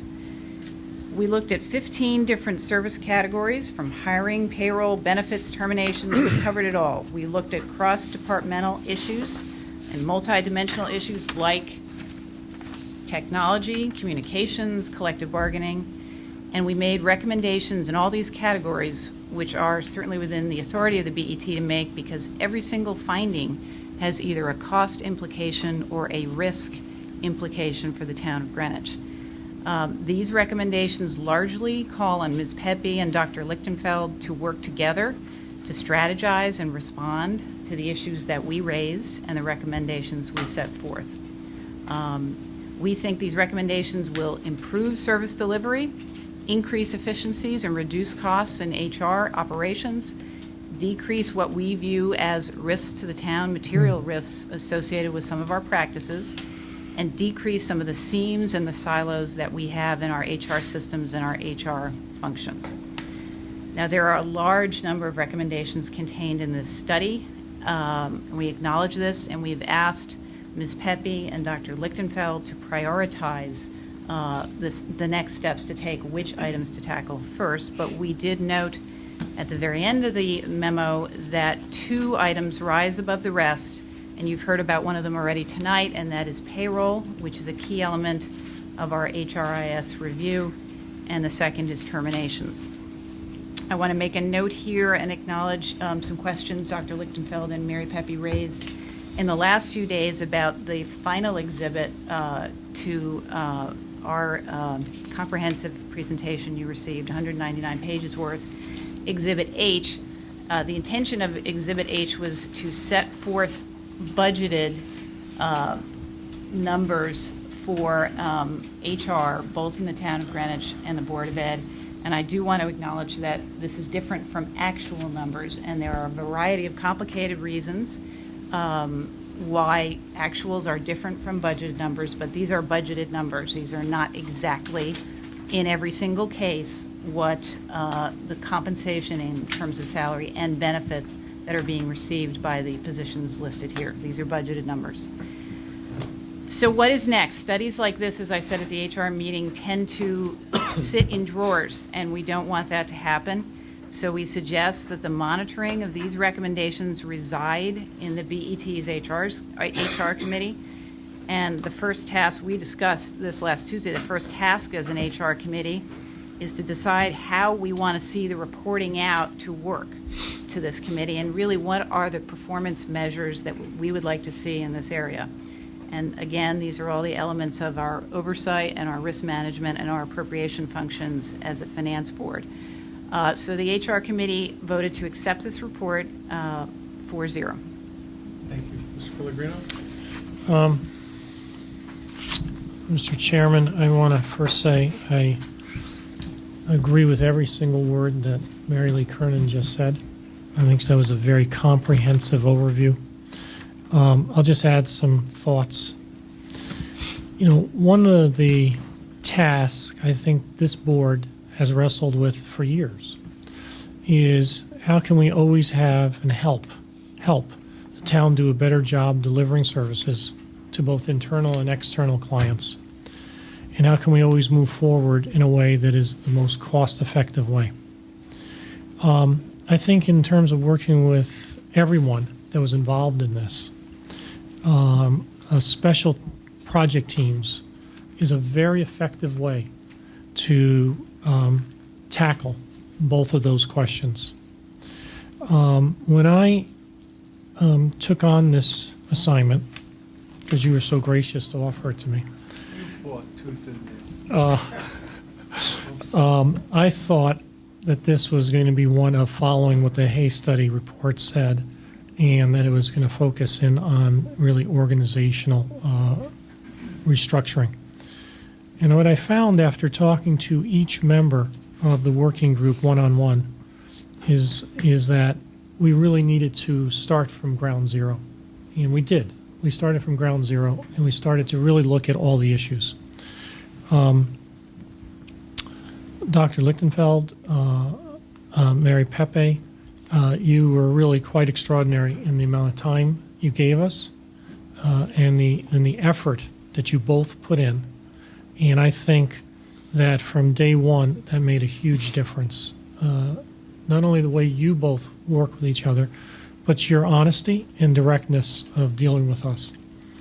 I also want to give a compliment to both Barbara O'Neill and Peter von Braun, particularly, I would say both of them, but also Peter in particular, from every conversation that we had, they focused in on the technology aspect of what we should be focusing on. And in many respects, I think that was absolutely correct. At the end of the day, changes that we can make in technology can lead to the efficiencies we're talking about, and those changes in themselves ultimately will lead to organizational, structural changes. And I think that's a very big positive. I think it is so important that all the work that's being done, Bob Brady, this report, what we can achieve in this town by upgrading, changing, being more on the cutting edge in terms of technology is really critical to these essential questions of how do you provide better service and how do you do it at a lower cost. I think that's it. I want to say in a very humorous way, if I may, I was thinking that at the end of this, because this has been a long process, that I would get a T-shirt made up of saying that I survived 5 meetings with the Board of Ed working group, the BETHR working group. And I know that Dr. Lichtenfeld wants to have a T-shirt made up that says, I survived 5 meetings with Joe Pellegrino. So I enjoyed it. It was a great process. And now the HR committee has an enormous amount of work ahead of it, as well as Mary Pepe and Bob Lichtenfeld. Thank you. Mr. Raymer? I was the sole member of the BET who voted against the acceptance of the Hayes study, so I think I have a particular responsibility to speak up at this meeting and say that I attended most. I missed one of your meetings, but I attended most of the meetings. I will enthusiastically vote in favor of your acceptance of this report. I thought that the work that these people were doing, I was not a committee member, I thought the work that these people were doing was extraordinary. The detail with which you went things, started at ground level and picked through each grain of sand with mind-numbing slowness was remarkable. To anybody who was an observer, I thought there was a gratifyingly high, even warm level of cooperation between Mary Pepe and Dr. Robert Lichtenfeld. From the standpoint of a town person, to see 2 different groups work so closely and warmly with each other. And then, most importantly, as I sat there through all these meetings, I was astonished at how frequently you worked your way into small discoveries of significant savings and efficiencies to be had, that suddenly by acclamation from everybody in the room, well, the committee members in the room, that, why, yes, I can't imagine why we were tolerating this, of course it has to be changed. And you put these few items together, the items which are cited in this report for implementation, and I think they represent a very significant and important accomplishment by this committee in improving the efficiencies in town, and it alone really is the salient reason why I, who was opposed to the Hayes study, would now say that this turned out to be a great idea, and I'm glad we did it, and I'm sorry I was such a Grinch a year ago when I voted against the Hayes study. Thank you, Mr. Chairman. Further discussion? I would be lacking if I didn't make a comment on this, but I have not a clue what to say. It was years of serving on the BET where we talked about duplicate departments and we talked about efficiencies and guidelines and meetings, and I just knew something had to be done. The Hayes study came out, I was part of that, and I said, okay, so let me see if I can walk away, and we know what the issues are, we know what our goals are, we just need to create a strategy on how to get there. Mary Lee, you touched the next important part, how do we take the strategy that got us to a goal to get us to implement, and we'll discuss that probably a little later tonight. But with that said, if there's anything that I thought that we should do during my tenure on the BET, this I will consider my top thought that I ever had. Because the work that went into this, I didn't get a draft. I stayed sort of neutral on this until I got a draft, and it had your handwriting, and I was reading it, trying to figure out where we're going. And I thought to myself, oh my word. And during some of the meetings that we had under labor contracts, we take coffee breaks. As you know, when you go to arbitration, you need something to talk about at about 2:30 in the morning.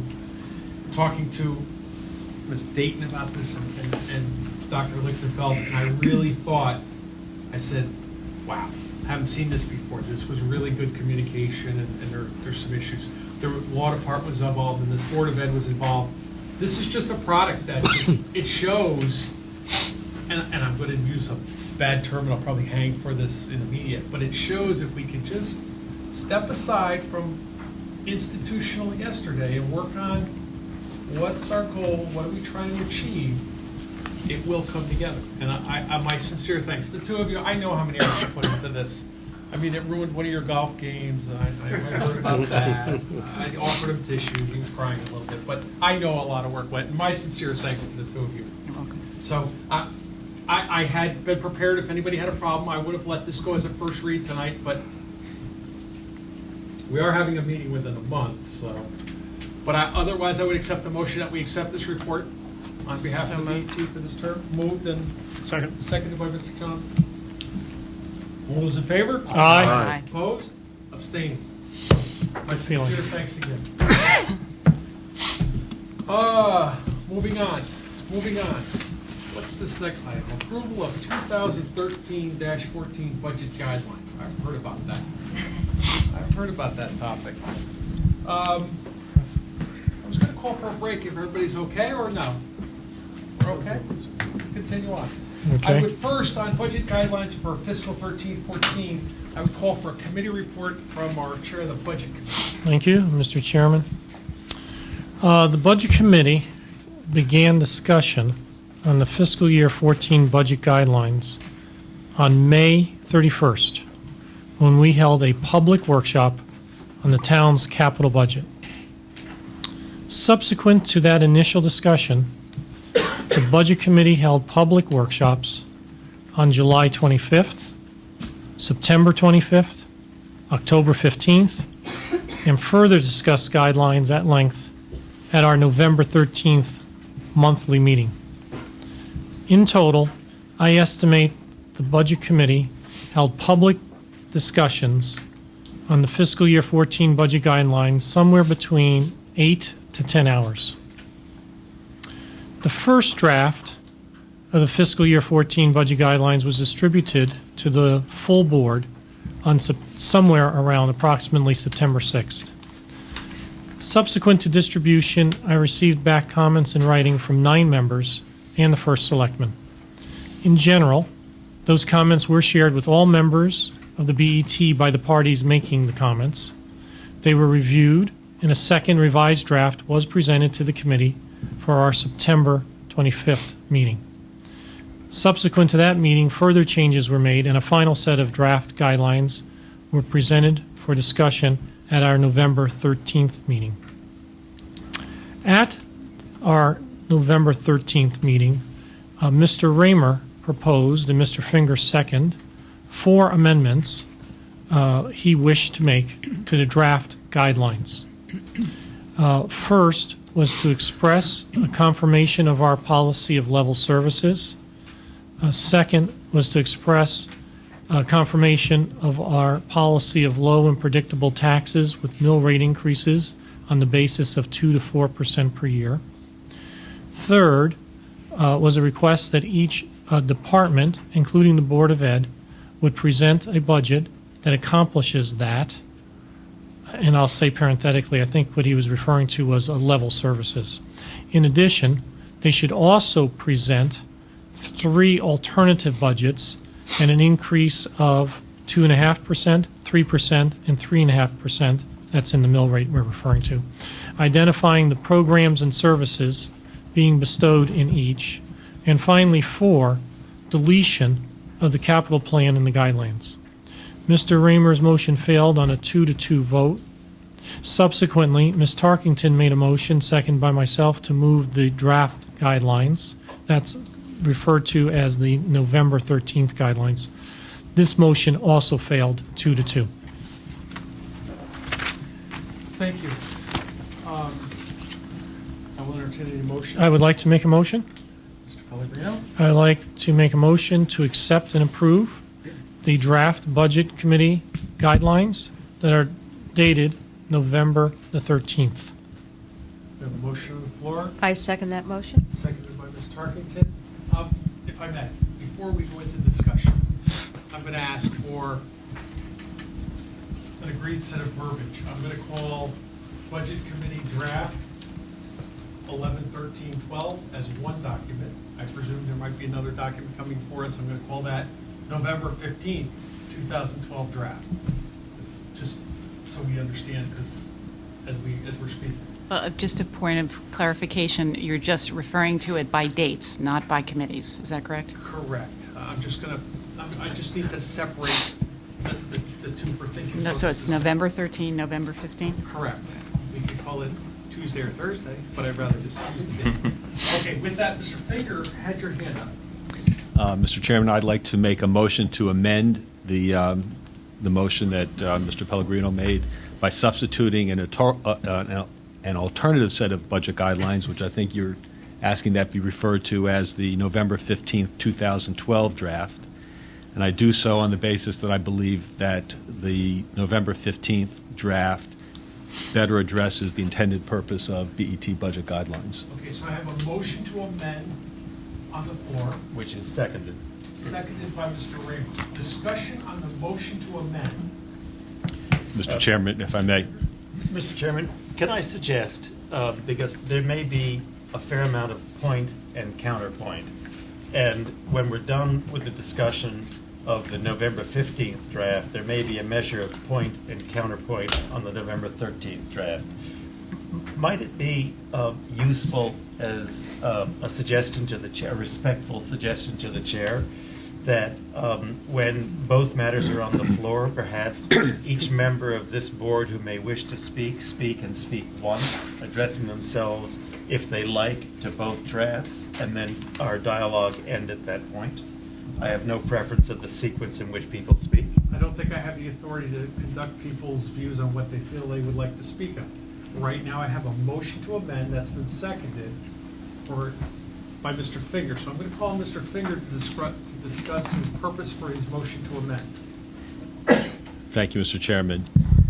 The November 15th, 2012 draft of budget guidelines incorporates most of, if not all of the comments, suggestions, and issues which Jeff Raymer and I raised during the many Budget Committee workshops and regular meetings where guidelines were discussed.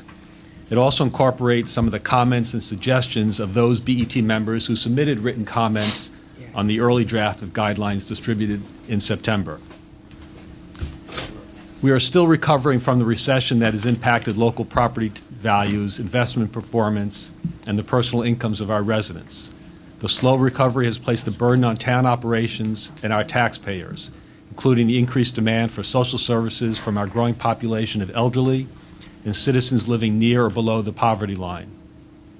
Notwithstanding the impacts of the economy, it is imperative that Greenwich continues to support the key drivers of property values, including high-quality education, maintenance and improvement of town infrastructure, high-quality town services, and moderate and predictable mill rate increases. If I may, I think what you're saying is on your motion to amend, you think that there's a better draft that's out there that you would like us to take up? Yes, I'm sorry. That's when I made the motion, I indicated that I believe that this draft is... We have to dispose of the motion to amend. Okay, first, I'm sorry. And then I will call on you for, obviously, if the item fails, to go into the whole document. So Okay. we have a motion that's seconded for a motion to amend. The purpose has been declared. Is there any discussion on that, or I will call for a vote? I think Point of- Mr. point Finger of was order? offering discussion. I know. Okay, on the motion to amend, Mr. Brady. Point of order on the motion to amend, it is before us. Is it not appropriate to have discussion at this Yes, point of the motion? As soon as it is before us, a motion to amend needs a vote. If the vote passes, we will have discussion on that document in its entirety, because that document will replace the other document that's been moved and seconded. Are we clear? So we need to approve the motion to amend, then I will call for discussion on that document in its totality. You can say anything you would like at that point in time, but we have to get that document before us. The document is before us on the motion, and I believe that a motion to amend is debatable, and that my colleague, Mr. Finger, was offering discussion on the draft that he has proposed as an amendment. Correct. I am not disagreeing with you, but the motion to amend needs to be voted on. No. Just, But If, Point of order, Mr. Chair. if I may, I think to maybe resolve this a little bit, if I may, Mr. Chairman, I don't, correct me if I believe that what you're intending to do, and I'm not a parliamentarian, but I believe what you're intending to do is not to cut off my ability Not or at anybody's ability all. to discuss this, I'm but a trying to get- procedural thing to get to a point where you think I can then continue.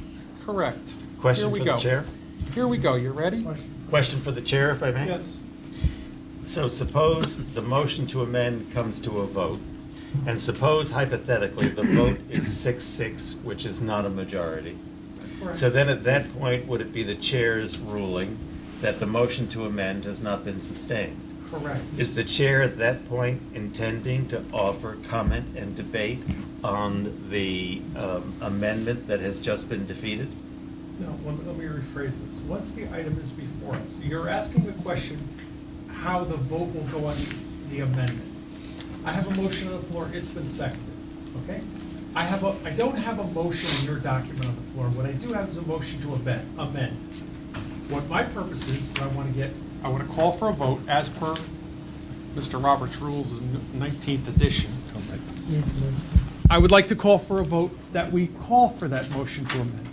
You are correct. If that motion to amend does not get a seventh affirmative vote, the item would stop there, and then the other process that you would have would be the ability to make a motion to add an item, add a draft, add an item to the agenda, which would be the document you're talking about. My point is, I think, obviously, in normal full disclosure, I have not heard any resistance to the motion to amend.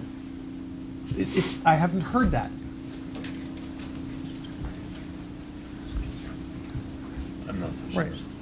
But- So with that, your point of order is well taken, but it's, If the chair is prepared to allow discussion of the amendment that we've proposed after this vote is taken, then my concern becomes moot, and I'll respect the ruling of the chair. Respectfully, Mr. Chairman, Robert's Rules of Order allow there to be debate on a motion to amend, and the normal procedural process would be discussion of the amendment, including our reasons for wishing to propose the amendment, and the reasons of any to wishing to not approve the amendment are all points of discussion which are to take place after the motion and second, but before the vote takes place. Now, I will stand back with respect of the chair and do it the way the chair proposes, as long as I don't discover that at the end of the vote, that were it a 6-6 vote, if that were to happen, that I would not be hearing from the chair that there be no further discussion of the proposed amendment because the proposed amendment was defeated and therefore is no longer before us. That will not be satisfactory to me. okay. Are you done? I'm done. Thank you. I will reiterate my position, okay? There is a motion to amend. There's an item on the floor. Let's start first. Mr. Fingers offered a motion to amend. It's been seconded. The motion to amend is to substitute a document for one that is already before us. In English, we're substituting the draft dated the 15th for the draft that's currently in front of us, needing the 13th. This body has not decided if they would like to do that. And under Robert's Rules, I believe, on good old page, section 6 here, our body has the right to make that decision if they want to do it now. If you're unhappy with the outcome of the vote on the motion to amend, that's why I kept asking, why do you want to amend? And I think I hear Mr. Finger say that the draft dated the 15th might offer some better information. I will give you my personal opinion. I think the Budget Committee draft, the 12th version of it, has been aired through a committee, and the draft dated the 15th has not. And I would support the motion to amend. I can only vote once, though. Okay? So I cannot clarify it anymore. So again, discussion on a motion to amend the item before us now. Are you calling the question? I can't, no, hold on. I can, if you would like, if there's any other further comments. If not, on the motion to amend, to put the 11-15-12 item on No. Up for discussion at this point in time, I will call for the vote. All those in favor? Aye. Opposed? It's quiet in here. Abstaining? Now, I would call Mr. Finger for discussion on can I call it a draft without getting in trouble? I'm going to call, hold one second. I'm going to call for discussion on the draft dated 11/15-12. Mr. Pellegrini, you have a point of order. I just have a point of order. Mr. Raymer made a statement, and I don't know, per Robert's Rules of Order, if you were correct or not correct.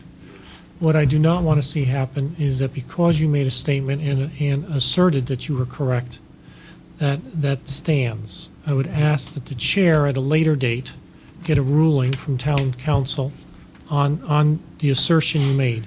The reason why I care about that is I just want to make sure that we as a body always are following proper procedure, and that if in fact you're right, we should know that. If in fact you're wrong, we should know that, because we will not follow that in the future. Okay, are you done with your point of order, which I'm not exactly sure what your point of order was? You should refer the town attorney on Mr. Raymer's point, and that should be part of the record. If he would like to go to the next section, if he would like to contend, we can talk about that next. But right now, Mr. Finger, you have the floor for the purposes of whatever you would like to talk about on the 12-15 draft. Thank you, Mr. Chairman. And by the way, thanks. Thank you, Mr. Chairman. Without repeating some of the things that I said prior to this interesting conversation and discussion, just want to repeat a couple things that the November 15th draft incorporates most of the comments and suggestions that Jeff and I had raised during the Budget Committee workshops and regular meetings where the guidelines were discussed. It also incorporates many of the comments, or some of the comments and suggestions of those BET members who submitted written comments on the early draft of guidelines that were distributed in September. There are significant differences between the November 15th draft of budget guidelines and the November 13th draft. As to the November 15th draft, which is what I'm speaking to, I'd like to point out that ever since the BET began its policy of publishing budget guidelines, I believe it was 13 years ago, a mill rate increase range of 2% to 4% has been part of the BET guidelines. We see no reason or need to now diverge from this longstanding policy. I'd like to point out that guidelines containing a 2 to 4% range have yielded mill rate increases of 2.75% in fiscal 13 and 2.87% in fiscal 12. In their preparation of both operating and capital budgets for fiscal 14, the November 15th draft of the budget guidelines asks appointing authorities and the first selectman to build budgets based upon 3 scenarios. These 3 scenarios will yield detailed and useful information needed to assess the impacts of various funding levels and mill rate increases on town operations, municipal services, and capital needs. To summarize these 3 scenarios, and I just would like to add that this November 15th draft appears on page 286 of our packet for those of you who have not yet had the chance to read it. The 3 scenarios that I referenced are: 1, a level services budget scenario, which assumes an overall target mill rate increase of 3% using a level services operating budget and providing for salaries per collective bargaining agreements. Alternative budget scenario, what I'll call scenario B, is similar to the November 13th guideline draft, and it assumes an overall target mill rate increase of 2.5%, with departments allocating a 2% increase across the 100s to 800s accounts. The third budget scenario, I'll call that alternative budget scenario C, allow for the introduction of critical new initiatives and assumes an overall target mill rate increase of 3.5%. I'd also like to highlight several of the topics addressed in the November 15th draft. Financing issues. Given that interest rates are at historic lows This draft recommends a review of the town's policy of limiting bond financing to 5-year maturities. The BET's debt policy is to be reviewed by the BET by not later than the spring of 2013. And since this policy will impact the fiscal 14 budget, we recommend that it be reviewed prior to the commencement of fiscal 14 budget reviews and deliberations. Another topic, capital maintenance and capital projects. Maintenance, planning, and funding for the town's capital assets continues as a top priority. This draft makes several recommendations for the First Selectman's upcoming CIP process, including the ranking of all projects, whether maintenance or new initiatives. In light of recent major storm events that have impacted Greenwich, we also encourage the First Selectman and town department heads to begin a rigorous analysis of long-term infrastructure improvements so as to protect our critical infrastructure assets and, most importantly, town residents. With regard to a topic of labor costs and finding efficiencies in our town government, the draft addresses this topic as well. The cost of our municipal workforce continue to be the principal driver of the town's operating budget. The draft addresses the need to moderate costs and find efficiencies in this area using techniques such as reorganization of the workforce, sharing of labor positions among departments, elimination of unnecessary positions, elimination of overtime, reduced use of consultants, and tight management of part-time, temporary, and seasonal employees. I'd like to point to comments that the draft addresses for 2 specific departments of the town, that being the Board of Ed and Nathaniel Witherell. As for the Board of Education, as we move through the budget deliberations, a variety of factors will be important to the BET. 4 of them are results-based support for the staffing model currently utilized by the Board of Ed, strategies and costs associated with neighborhood schools operating below enrollment capacity, strategies and costs associated with correcting current racial imbalance in the district, detailed explanation of ongoing capital maintenance needs, and strategies and costs associated with implementing the Board of Ed's vision of the classroom of the future with particular attention to technology needs. Nathaniel Witherell. As we've heard earlier, fiscal 14 anticipates $2.5 million in operating support from the town's general fund for Nathaniel Witherell.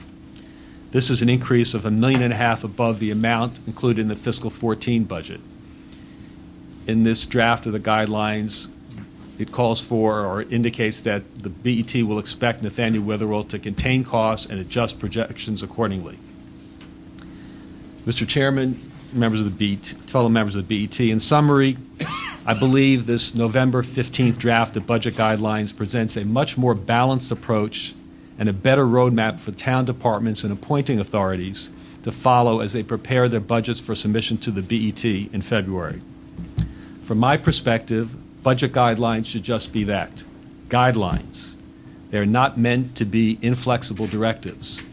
I think this alternative set of guidelines, dated November 15th, accomplishes what is meant to be accomplished by the publication of BET budget guidelines. Thank you. Thank you. Thank you, Mr. McGeary. Further discussion? Yes, Mr. Chairman. Mr. Raymer.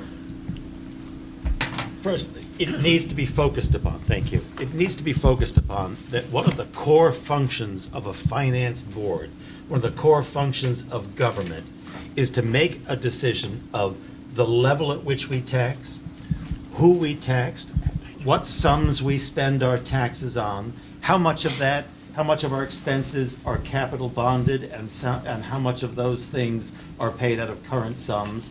And of the sums that we capital bond, are they spread over 5 years? Are they spread over 20 years? These are the basic decisions. The core tenets, which we have used as the sentinel by which we guide ourselves, have for at least 2 decades been the maintenance of predictable, high-quality services balanced against low, predictable taxes. The moment that you lose one side of the equation, you have lost your compass and you are now adrift. And that is the difficulty that we experienced and that caused us to respond to the draft that you're referring to as being the draft of the 13th.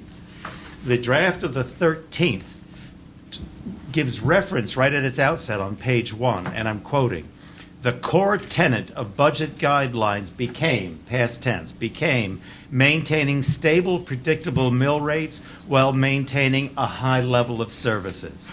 Then in the next paragraph it says, and I'm quoting again, "As we prepare this year's budget guidelines, we face the reality that we are now in the 5th year of a recession that has seen home values decline, investment portfolios shrink, and employment remain stubbornly high. A severe recession has gripped our nation since 2008. The financial cost of maintaining a high level of services and improvements to our capital infrastructure may need to be examined more closely. A fresh look at budget guidelines is called for, and central to a fresh look is the question of what services do our citizens really want? Are we able to fund, and how can we provide those services more efficiently?" And it is plain to me that what that is saying at the moment is that we now choose to look at mill rate and not at services. And so on page 5 of the draft of the 13th, it recommends that this year the BET recommends that the total operating costs for fiscal year 14 be capped at, I'm sorry about my raspy voice, are capped at $340,400,000, a 2% increase over fiscal year 13. And then it makes reference to an attached Exhibit F, which I'm going to look at it in just a second. We realize that this means departments and appointing authorities are faced with a 0 increase in their 100 to 900 accounts in the aggregate. And then the instrument goes over to its Exhibit F, and I wish that each person, I'm sorry the audience doesn't have it, but each person take a look at Exhibit F. I promise not to repeat my entire speech from last Tuesday, but it's important that we take a look at Exhibit F. If you look at Exhibit F, Mr. Chairman, you will note that the total operating costs for the current year that we're in right now is pegged at $333,700,000 and small change. It is that number that the draft of the 13th multiplied by 2% to reach its so-called hard cap of $340,400,000. Out of that sum, it must pay the fixed charges, unless we're planning not to pay for our health care, OPEB, pension contributions, etc. And if you make the deduction of $98,400 and small change, it will leave $242,000 almost even. $242,000. It is a sum which is $3,100,000 smaller than the equivalent sum for the current year that we're in right now. And as I pointed out last Tuesday at our meeting, if you take salaries, which is what dominates the budget items we're talking about, and you have cast in concrete negotiated agreements with the unions, collective bargaining agreements that are rising by 2.4%, and you are asking that the bottom line of your departments come back with 1.25% less, you have no choice but to accommodate that by a reduction in force. Umbrage was taken by the chair of my budget committee when I did the math that 2,700 employees, 2,688 employees, times 3.75% has the suggestion of a layoff of 100 people. My chair's comment was, well, no, his calculation is a layoff of only 40. I don't care if you're laying off 40 or 100 or some other number. What you're talking about for your projected budget is simply a question of a reduction in services and programs. We are no longer in the mode of being a town that talks about its maintenance of predictable high-level services. You're talking about a town that weds itself to its mill rate and will do the best it can at trying to manage services along the way. Instead of that, you were offered an alternative draft, and it was a draft that respected both sides of the equation. And so that you might do things in an informed way, we picked up on a suggestion from one of our colleagues, Mary Lee Kiernan, who talked about that in another forum at another time she saw used to great advantage the gambit of asking a body to propose budgets at 2 or 3 different levels and to identify the programs and services that were available at one and not at another, or bought at one and sacrificed at the first. And so we put forward that what we thought was that very clever idea to you. And by the way, our scenario B is the dollars and cents of the scenario that's requested in the October 13th draft. We pick up the idea of the 13th draft as one of our scenarios. The only difference is that we ask you to budget at other levels as well and to identify the services that are being gained or lost at each level. And we wonder why it is that there is such fear of having identification of the services that you're losing. It is a more informed judgment for us to make in February if, instead of having just an austerity budget cast at us, and that's what you asked for and here's what you get. No, I'd rather have in February the budgeting at each of these different levels so I can see clearly what I sacrifice if I accept a lower mill rate. And with that, I feel like I, for one voting member of this board, can deal intelligently with the budget alternatives as they're presented. And that for us, that for me anyway, is the logic behind our draft of the 15th. Thank you, Mr. Chairman. Mr. Rammer, thank you. Further comments? Mr. Huffman. I want to recall to any of the audience and other members that we've had some of these discussions before, and that that I, as well as others, have on this occasion and prior occasions sought to limit some of the expenditure areas that we see and to try to provide the best services we can at the most efficient cost that we can come up with. I concur with the comments that have been made by Mr. Finger and Mr. Raymer. I would also like to highlight particularly that one of the things that we can do and that I have been indicating we should be doing is to look carefully at the use of longer-term financing for major capital projects that in particular can and should be funded for the longer time that they would be in use and would be of benefit to the residents of this town. That in and of itself, along with being better financial planning and taking advantage of low current long-term rates, will also take some of the pressure off of the concerns that have been expressed about the coming budget, because it can allow us to do capital funding without having the same impact upon the tax rate. Or it can allow us to keep the tax rate and do more capital infrastructure redevelopment and improvement. So with those comments, I concur and I will support the amendment. Thank you, Mr. Huffman. Further discussion? Mr. Goldrick? I would point out that this is not, our proposal is not a matter of simply a higher mill rate.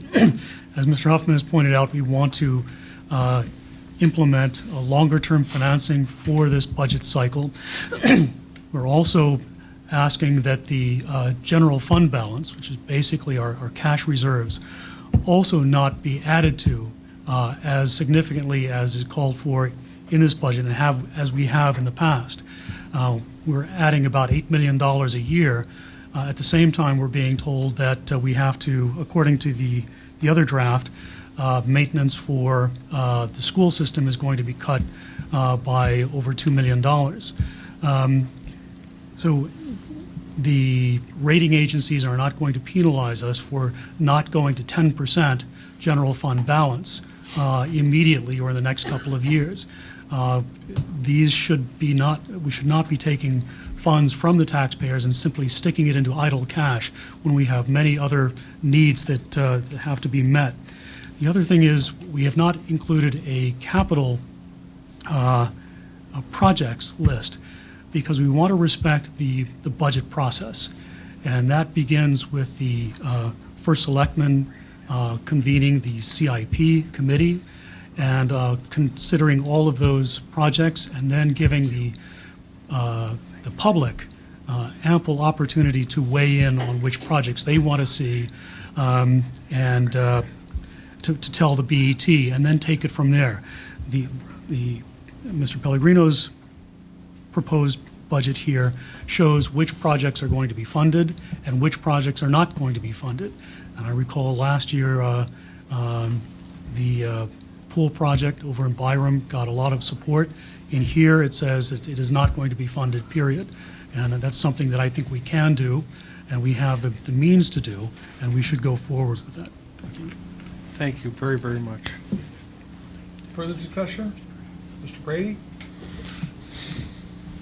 I concur with my colleagues' comments. No need to repeat. Garrett? Mr. Chairman, I appreciate that both guidelines were included in the agenda packet and that we are all given ample time to speak this evening.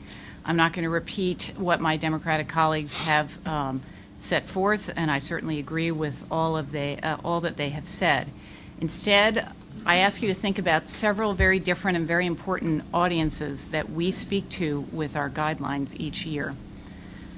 First, think about the audience we formally address with these guidelines, and their department heads, appointing authorities, and the first selectmen as they move through their budgeting process. Our BET guidelines should be useful for this audience and additive to their budget process. Our guidelines should be taken seriously by this audience and should add value to their budgeting efforts. And I would argue that the alternative guidelines accomplish these goals. By asking for 3 different budget scenarios, these alternative guidelines ask hard questions and will elicit useful information from those formulating budgets, and will enable the BET to make better informed budget and oversight decisions throughout the next fiscal year. The alternative guidelines, and for that matter, the HR study that we conducted and passed with bipartisan support here tonight, suggest a model approach to reducing costs and finding efficiencies with thoughtful, data-driven analysis. And we are pleased, I will note, that the First Selectman announced at the last BET Budget Committee meeting that he and town departments are budgeting using a variation on this 3-scenario model. The first guidelines, however, call for across-the-board cuts to operating budgets and certain capital items without any reference to the realities of cutting municipal service levels, manpower levels, or the variety of different types of budgets across these departments and appointing authorities, and I cannot support this approach. The 2.75 mill rate increase passed last year was a 12-year low and was a partial function of several non-recurring factors, such as the first year of the teacher's contract and a full year of our new health insurance contract. In addition, we have several material unknowns this year, which we point out several times in the alternative guidelines, and they include the cost of remediation at the high school property and the net possible cost of hurricane damage. And these are only going to add dollars to the budget, not subtract. Despite these factors, the mill rate increase suggested by the first set of guidelines goes even lower than last year's increase. At best, I am of the opinion that this is not a sound approach, and it immediately raises far more questions than it answers. I would add that these guidelines are too late. The superintendent has already presented his budget, and appointing authorities that need the votes of their boards have already moved ahead. In the end, I believe that these guidelines will simply be ignored by the intended audience. And the First Selectman also made that clear quite diplomatically in his comments before the Budget Committee last week. I don't think this is our finest hour as a BET, and I don't think this is the best way for us to serve our community. Again, we need to be additive to the budget process, and we need to be relevant to its intended audience. Another audience we're speaking to with these BET guidelines is certainly all the citizens in this community, and one group that has received particular attention in the last week is the group of citizens whose incomes are below $50,000 per year. I would like to clarify several points here in the recent statements about this group of residents. First, the percentage of the local population in this income bracket cited by the United Way study is 20%, not 30%. And just for purposes of full disclosure, I was chairman of the board of the United Way when this study was put out and played an important role in its development. Second, the residents in this group are not likely to be taxpayers because they likely rent and do not own their homes. Due to the high cost of living in this area, $50,000 is simply not enough for local families to build assets like homes, like retirement savings or college savings. Third, the original guidelines will require cuts in municipal services that hit this population harder than any other population segment in this town. Let's be perfectly clear and honest. The suggested cuts in the original guidelines show a misunderstanding of this group of citizens and a disregard. And if we really want to do a better job of caring for this population, we need to do several things. We need to look at elderly services and elderly tax relief. We need to look at affordable housing in this community. We need to enhance the social services we provide to this population, and we all need to lobby to get our community development block grant money increased.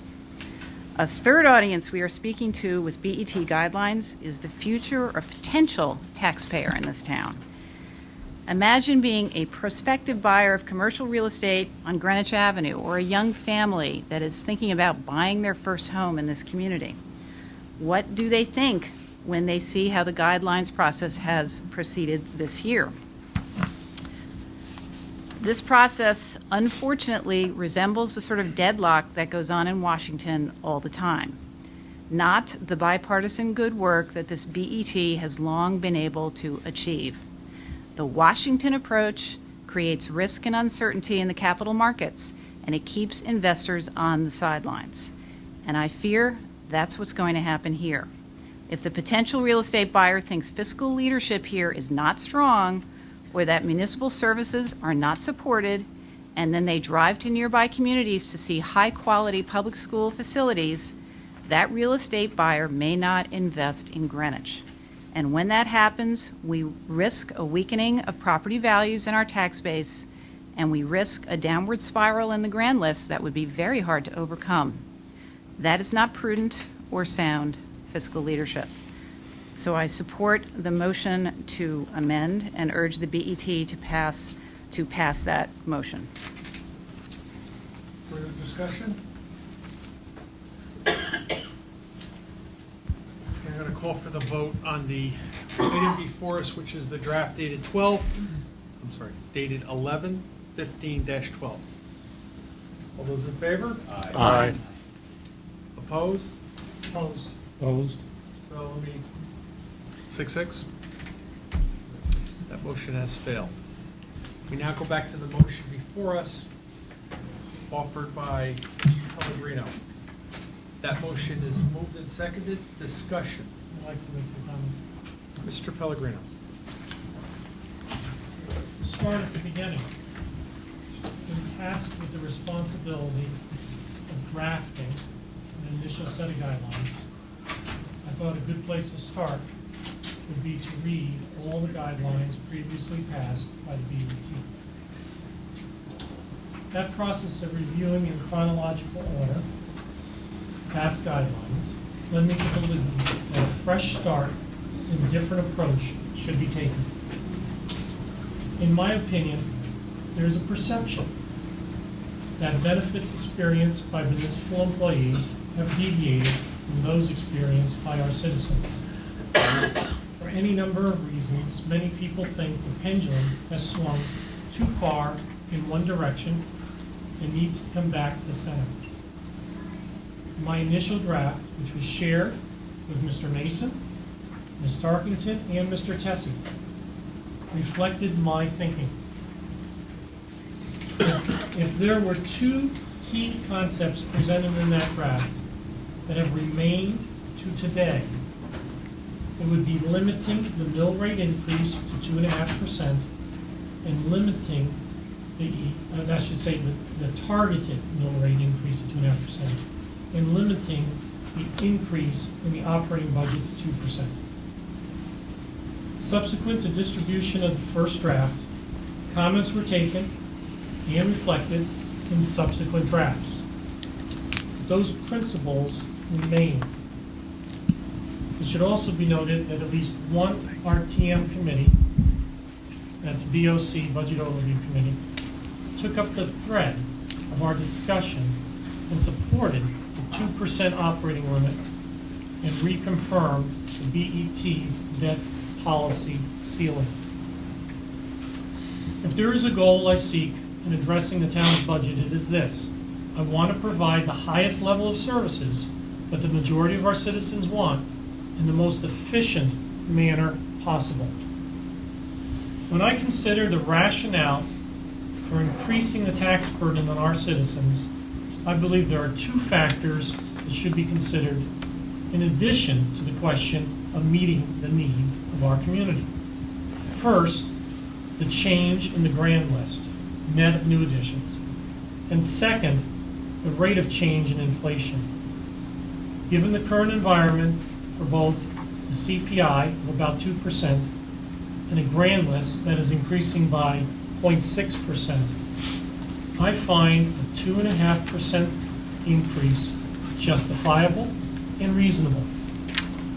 When other factors are taken into consideration, such as the economic cycle, I feel even more strongly that this is an appropriate target to shoot for. I further believe that the BET should ever be mindful of the following questions.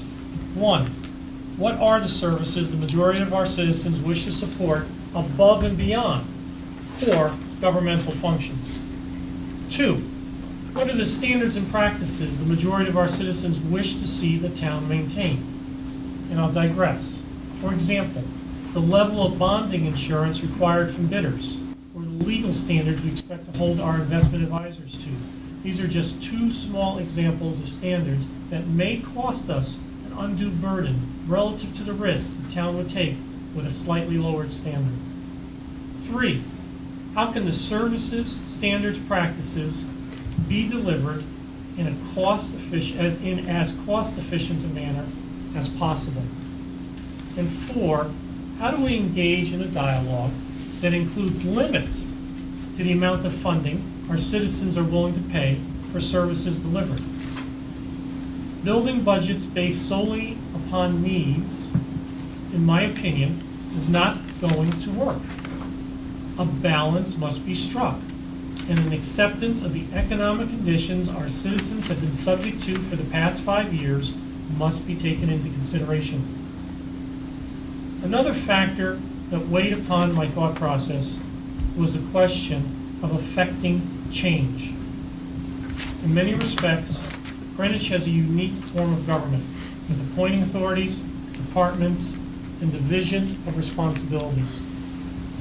In my opinion, there's a cost to the citizen just in the way in which we conduct our business. And affecting change is no easy task.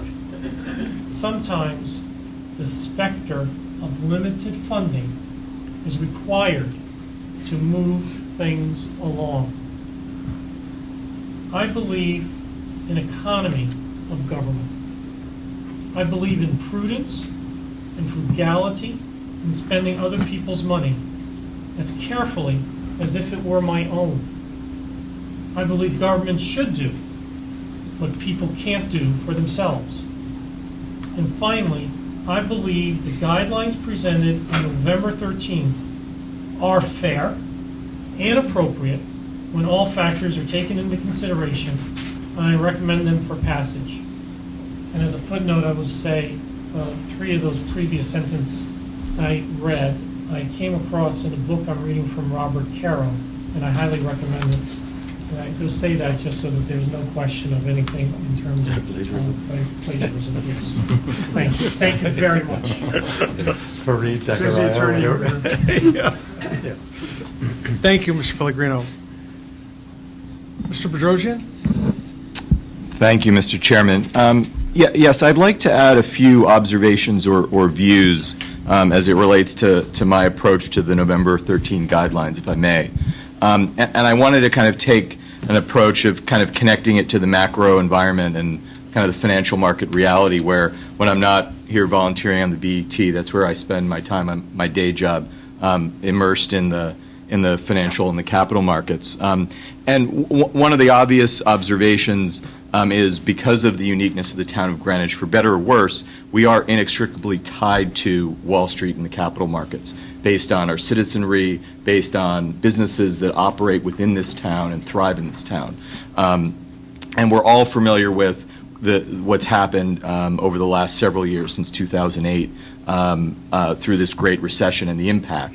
What I would offer from my own personal experiences, and I'll come on to that briefly, is I don't think that we've seen the end of it. And as recently as yesterday, Bloomberg News created a view and a projection that they're expecting 40,000 more Wall Street jobs to be lost coming into the end of the year and into next year. Now, whether that number comes to fruition or a subset of that, needless to say, a large swath of that will hit families here in the Greenwich, in the town of Greenwich.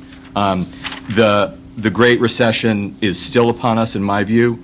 A couple of points that were made previously: the impact of volatile capital markets still exists, slow economic growth, but I think the unemployment rate is something that should be called out, not only because while the national unemployment rate is very high, but is coming down, 8.3%, coming down to 7.9% from January to October of this year. In contrast, the state of Connecticut, as many of you may or may not know, has actually had an increase in its unemployment rate from 8% to 9% from January to October of this year. So we're going in the wrong direction. I spent a lot of my time interacting with corporate board CEOs who are making strategic corporate finance decisions, strategic decisions about their business. They're all incredibly cautious going into the end of this year and into next year. They're making decisions based on a concern about future uncertainty, and I think that degree of prudence ought to be brought to how we look at the town's budget and how we spend the taxpayers' money. There's impact on how the pension fund is performed, on the grand list, and frankly on a lot of projects that many of my neighbors wish that this committee would have voted and approved, but frankly understand that the town simply can't afford it now, and they're waiting patiently until we're able to go ahead and do those down the road. And I listen to those on a regular basis. I think given that macro reality and where I spent a lot of my time putting that across the November 13 guidelines, it's only reinforced my view on supporting the thesis and the approach of those guidelines. And I wholeheartedly support it. Those are my Thank views. you. Mr. Johnson? Mr. Chairman, I too would like to share some observations. I see, as a real estate developer in town, property values down, down 20% since 2007. More specifically, I see property values down 25 to 30% in backcountry Greenwich, places like Conyers Farm, where houses that on 10 acres were selling in the range of 10 to 12 million are now 5 to 8 million. A number of examples specifically have come down that much in the pricing. The implication seems to me, come revaluation time in a couple of years, residents of Old Greenwich, Riverside, other parts of town are going to have to shoulder a larger share of taxes, again, as those property values have come down in the back part of Greenwich. I hear from friends and acquaintances asking me if my property value is down, why are my taxes going up? When I attempt to explain to them that we all try to maintain level services from the BET point of view, most of them say, well, okay, but I want you still to do something about my taxes keep going up and up. I hear support from the preliminary budget guidelines. I hear support for the guidelines from a number of nonpartisan groups. Joe mentioned the Budget Overview Committee, which voted 9-1-0 with 3 people absent. So 9-1 in favor of those guidelines. I also see districts volunteering their support, Districts 5 and District 7 volunteering support, even though we didn't ask them for. They said, we think they look pretty good. I hear as a member of the BET HR committee, we're actually in the process, as I mentioned earlier, talking to some compensation consultants and interviewing them, asking them what do they see in other communities in the area that we compare ourselves to. And the response from one firm was those municipalities have not given any salary increases the last couple of years. they've been operating under budgets that are flat. I do wonder, isn't now a good time to really push for some operating efficiencies? It seems to me that specific guidelines are needed. A target of 2% for operational budget increase or 2.5% for a mill rate increase is a way for forcing discussions on some hard decisions. But I fully support that the guidelines in the 1113 guideline document are the way to go for this committee. I live in Riverside. Yes, Mr. Chairman. Many residents have contacted me regarding the budget and its related property taxes. Their input and insight has been extremely helpful. The economy remains soft, and many Greenwich citizens are tightly managing their family budgets and expect the BET to do the same with the town's budget. My goals are to control the financial demands on Greenwich taxpayers, to maintain the town's infrastructure, and to preserve the residential quality of life in Greenwich. The fiscal year 2013, 2014, 11, 13, 12 budget guidelines as proposed with a targeted mill rate increase for the general fund of 2.5% meet these goals. However, this mill rate increase, or range being discussed in the 1115 version, addresses only the general fund mill rate. Approximately 76% of taxpayers reside, and 66% of the town's real estate values are within the sewer district.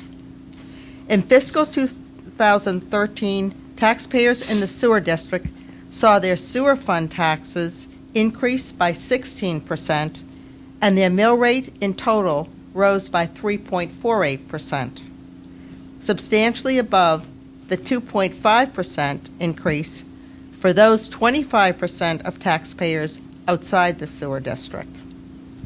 Most taxpayers look at their property tax bill, not just the general fund taxes, as Marcus and I look at the total bill. Expenses for capital investments in the sewer fund are expected to continue at levels substantially over the inflation rate to both improve the sewer plant and its operations and to implement agreed-upon Clean Water Act legal settlements. This disparity in the increased level of taxes between those citizens in the sewer district and those citizens not in the sewer district raise several questions which are outlined in the budget guidelines, the 1113 version. Dialogue and solutions to at least some of these questions must occur. Discussion of the town mill rate must be inclusive of the sewer fund mill rate.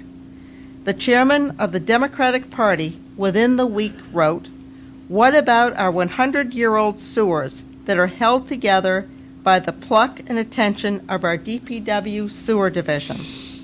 These 11, 13, 12 guidelines raise the sewer district issues, and by targeting the general fund mill rate increase to 2.5%, addresses that most taxpayers pay taxes to multiple funds.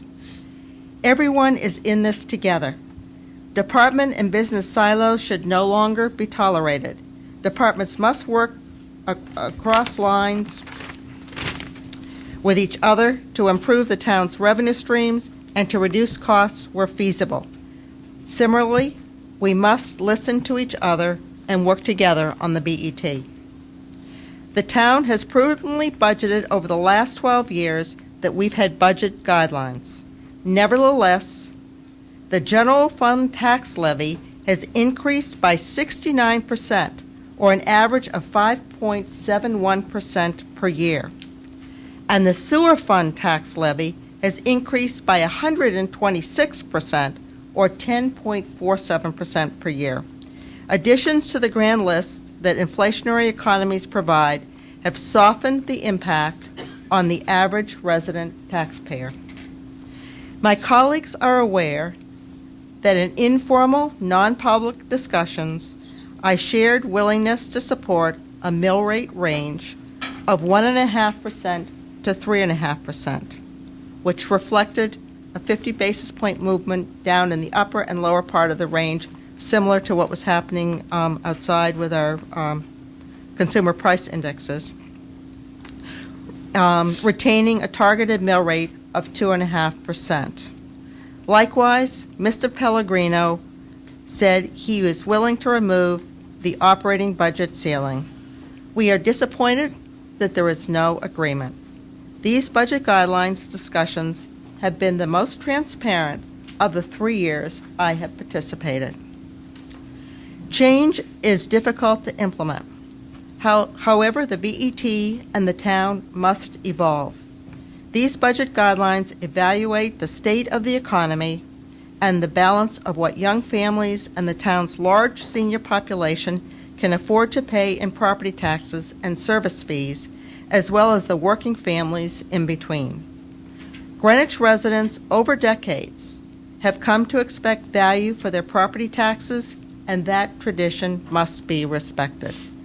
I look forward to working with my BET Budget Committee and BET colleagues to prepare and approve the fiscal year 2013-2014 budget.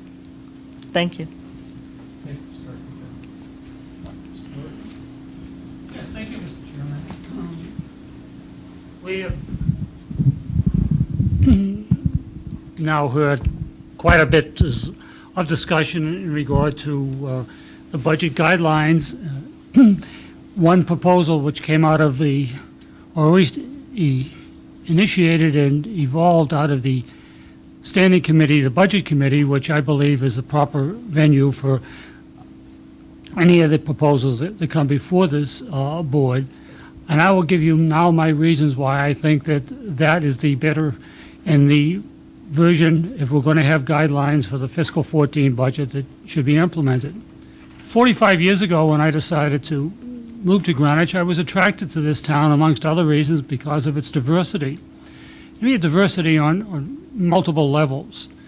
And one of the diversities, I think, which makes us quite unique from other communities, is our structure of government. And I look at our structure of government and within the context that we have our own home rule, our own charter. We have an independent board, which the 12 of us are members of, meaning the BET. And then we have an RTM. And after a number of years, actually beginning in the spring of 1975, when I joined the RTM to fill a vacancy in District 12, and I have been involved in Greenwich government virtually since that time. And during most of that time, I have served in a leadership capacity, including chairing of 2 districts on the RTM. And during the proposals for the budget guidelines for the fiscal 14 budget, I visited both of the districts of which I had served as chair. That's District 12 and District 9. And there was 16 years, actually, that I served as chair of both of those districts. And I heard no opposition to the proposed guidelines at that point by either one of the 2 districts. As a matter of fact, I heard more support and discussion about how the budget guidelines can actually be enhanced by various modeling that we're doing or not doing. And I think that is, to me, it speaks tremendously to the value of the proposal that has been put before us. Now, what are guidelines? They're not, I don't believe, in flexible directives. I don't think that they will do anything but help us deliver high-quality services through a budgeting process. And I have a great deal of difficulty considering why are we involved in conjecture versus speculation regarding reduced services if one budget or one set of guidelines is presented to us and passed by this board and going forward with a recommendation. I think that the guidelines that we have should be a flexible document. They should, including in that flexibility, they should be addressing current economic situations and be sensitive to where we are as a town of Greenwich. Yes, we may have a very large tax base and we may have very low interest rates, but I think at the same time Greenwich has a great deal to protect, and that's one of the things, and amongst other things, that we do have to protect. And I've heard discussion about how the reduced expenditures or proposed expenditures for the fiscal 14 budget will have a detrimental effect. Well, I also have not heard any quantitative analysis to justify and support that. I think that going forward, we need to be disciplined, and one of the reasons which I have and will continue to support the financing model that we have at this board is because it is a discipline, and inherent within that discipline is a great deal of strength to protect our ability to be able to provide services and to be able to offer to our citizenry what it is that they want, both in the quality of services as well as the delivery of services. And these are some of the reasons in which I believe that the proposal that was discussed within the Budget Committee of the BET is a superior proposal. Thank you, Mr. Martin. Any further discussion? So I guess I got a third. I only wish to observe that at 7:40 this evening, we heard from one of the few departments that report to this board. We are the appointing authority, and Lauren Elliott submitted her operational plan. Under the draft of the 13th, we would be instructing that departments are to have 0 increases in their 100 to 400 accounts, and the department that responds to us, that we with a 12-0 vote, has a 4.4% salary increase in the 100s line, a 3% increase for the department as a whole. So we're not really performing the function of asking people to do as we do. We only ask them to do as we say. Thank you, Mr. Raymer. Let me, I see some stuff going on in normal fashion. I always try to be the consensus builder or educator, but you gotta relax here for a minute. Let's start with a little different approach here. I've served on a BET for 9 budgets. Every guideline to date has urged finding efficiencies, using technology, eliminating duplicity, all while calling for fiscal stability. And by the way, you know we're the only community that takes the time to really set a draft guideline and a spending target rate, whatever, mill rate increase.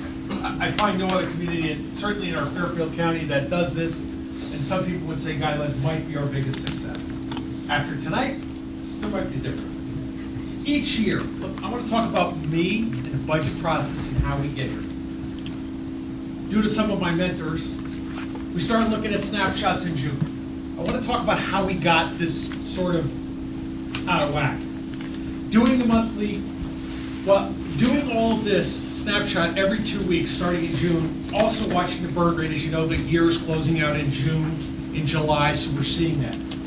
We normally had budget gaps in September of about $5 to $6 million. That one-page snap sheet, we usually had, some years we were down as low as 3.5, some years we were a little north of 6. This year, the budget snapshot at the police department meeting that day, whatever the day that meeting was, of one of the 100 meetings that we had, the number approached 12 million. It was certainly over 11. I want to tell you, I'm a little bit of an alarmist, but the alarms were going off. And it was talk of predicated on level services and stabilized revenue. Just so we're all clear, really quick, whether we raise the operating budget 2% or 4%, there's still plenty of decisions after that to come up with a balanced budget. And I hope we're all aware of that. Let me deviate for a second about level revenues and level services. Level revenue. Most property owners or renters see the increase in their property taxes. The budget builders, department heads, appointed authorities, etc., see costs associated with their programs, their contractual issues, etc. The BET and the first selectman have a third dimension in the budget process. It's called revenues. Obviously, we anticipate revenues, we look at revenues, and I think we may be forgetting and I want to talk of all my conversations in the last 3, 4, maybe 5 budgets. We're down $50 million in revenue in the last 5 budgets. I promise you, if we had that $50 million revenue over the last 5 years, our budget guidelines, the drop in conveyance tax, building permits, and interest on our income The initial cut that we had, my first year as chair of the budget committee, was we had to take $10 million out of that budget. So I'm a little conservative on my $50 million number. For those that know me, my numbers are usually, I'm proud of those. So where would we be if we had that revenue? Great question. Let's talk about level services, because if I ask 12 of us what are level services, I know there'd be no consensus, which would be par for tonight. But let me talk about my definition of level services. Is that reinstating a risk manager that we left open for how long? Is that adding staff in the first selectman's office? Is that adding the tree at risk program that we've done in the last couple of years? Is that changing the fire coverage on the west side of town so we have the 4-man response? We have specialized organic turf management. We did nothing about that. We just added that service because we have the Board of Ed can explain it better. They have a mandate for organic chemicals on our fields. Our Board of Ed has increased their catalog of their curriculum. I was at the Board of Ed the other night. They voted for a lot of AP courses, not applicable to me, but for next year they're doing a whole bunch of curriculum adds. Not with needing more finances, just added that to their curriculum. We have a new crime scene vehicle, we have a new high-tech boat coming, we have all of that. I'm pretty sure that's going to need maintenance, it's going to need fuel, it's going to need training, it's going to need upkeep. We knowingly did this, and yet all within our thinking about level services. DPW, public safety facility got a little bit bigger, DPW added a couple people. We've added generators, help me out. Western Greenwich Civic Center, we're doing one on King Street and the firehouse, Sound Beach Firehouse.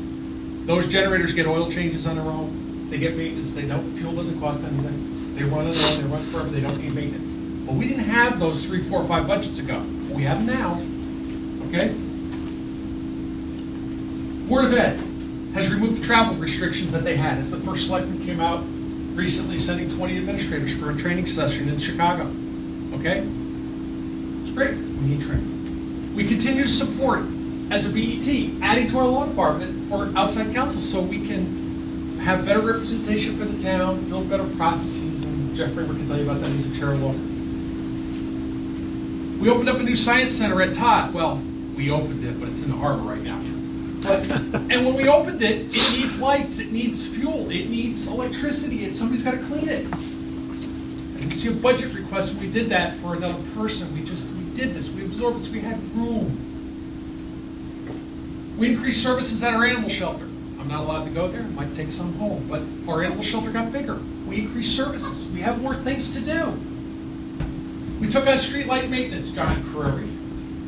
That's not, we're going to do that free. All the town employees are going to come and volunteer and do street light maintenance free, I presume. We're on level services here. I want to make sure we're very clear here. The Board of Ed staffing. In the 2011, let me give you a little something to think about. 2011-12 budget, the certified staff was 823, enrollment was 8882. Current superintendent's submission, now this is not approved yet, for the next fiscal year is 846 certified staff. Enrollment this year, current year, not next year, is at 8794, and both those numbers I checked to make sure they include pre-K. So it looks like enrollment decreased by about 80-something, 90, and staff increased by 23 in a 4-budget period. Level services. We improved our zoning enforcement and nuisance abatement office. We moved this one from there, that one to there, hired this, whatever. We have increased funding for our social services and the first selectman's office for contributions to external entities. We see the effects of the CDBG we just had last month. So our external entity, we've increased in social services, and we've increased that in the first selectman's office. All of these items were accomplished during a time frame where we were reducing the mill rate early, adjusting to reduced revenues. And certainly, I think we could have made more improvement if the economic crunch didn't hit to our community. Maybe let's turn this around and say we're looking to ease the rate of growth of services in the town to deal with the economic times. Now, anything that I mentioned, except for you, Mr. Raymer, I'm open for debate. Mr. Raymer and I were retired. Rough week. All kidding aside. So that's really my take on level services. So let's talk about my support for the guideline comes in 2 directions. Being told we've met your guidelines, you're going to reduce our budget anyway, is actually, I can't take it anymore, it's absolutely legit. I will tell you, my colleagues on the The Board of Ed, in my part, they say it to me every year. We hear it from departments. There's some truth to this. There is some truth to this. I was talking to Mr. Finger after the Budget Committee meeting the other night. Obviously, he's a great coach of mine, and we walk out, and we said, we're talking about, I said, why don't we set a guideline where it's really, where we don't have to hear, well, we met your guideline. And I think the chat was, and you can step in, that this is sort of the normal process of what we do. And in my heart, I just said, I'm a little bit done with that normal process. I think it's time. Finding efficiencies. How do we as the BET do that? We're the finance board. How do we find efficiencies? Well, it starts with guidelines. At the start of the process of this budget cycle, I sent all the BET members every guideline ever written and a little chart of all the initiatives and guidelines. Let's talk about that chart. Some initiatives were completed and not carried forward. Some were redirected. Some the state said we don't want that anymore. But some of them seem to hit that guideline year after year. To date, okay, we talk about shared services and those guidelines, duplicative departments. I'm speaking for me. In some areas, I felt we just hadn't made suitable progress in achieving some of those goals. Now, some of the items on the agenda tonight, we might have to revisit that thought a little bit, but during the same period, we also have made some great changes.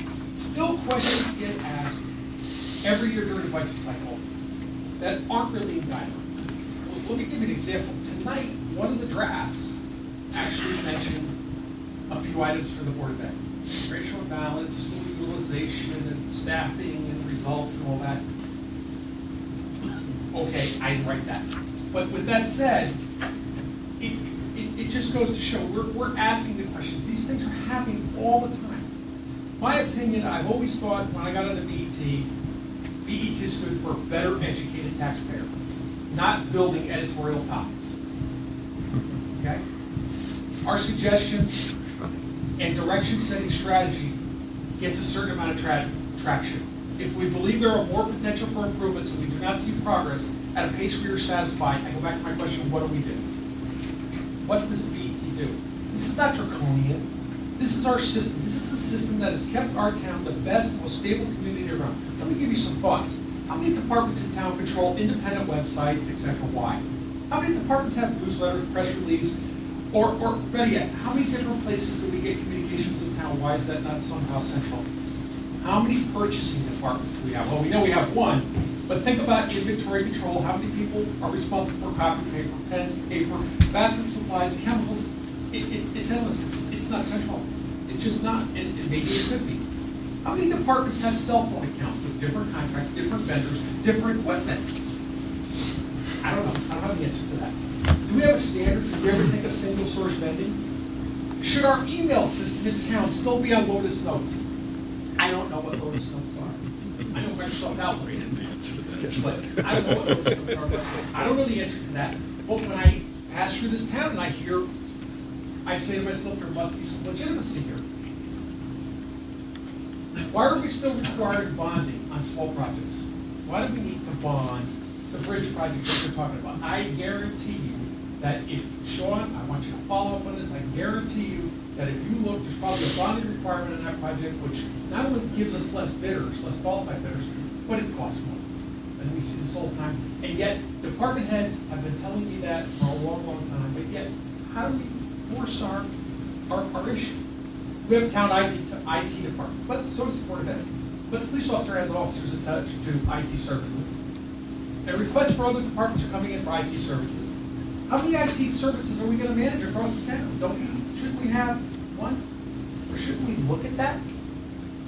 Fire training. We train the career during the day, the volunteers at night and the weekends, and double equipment usage.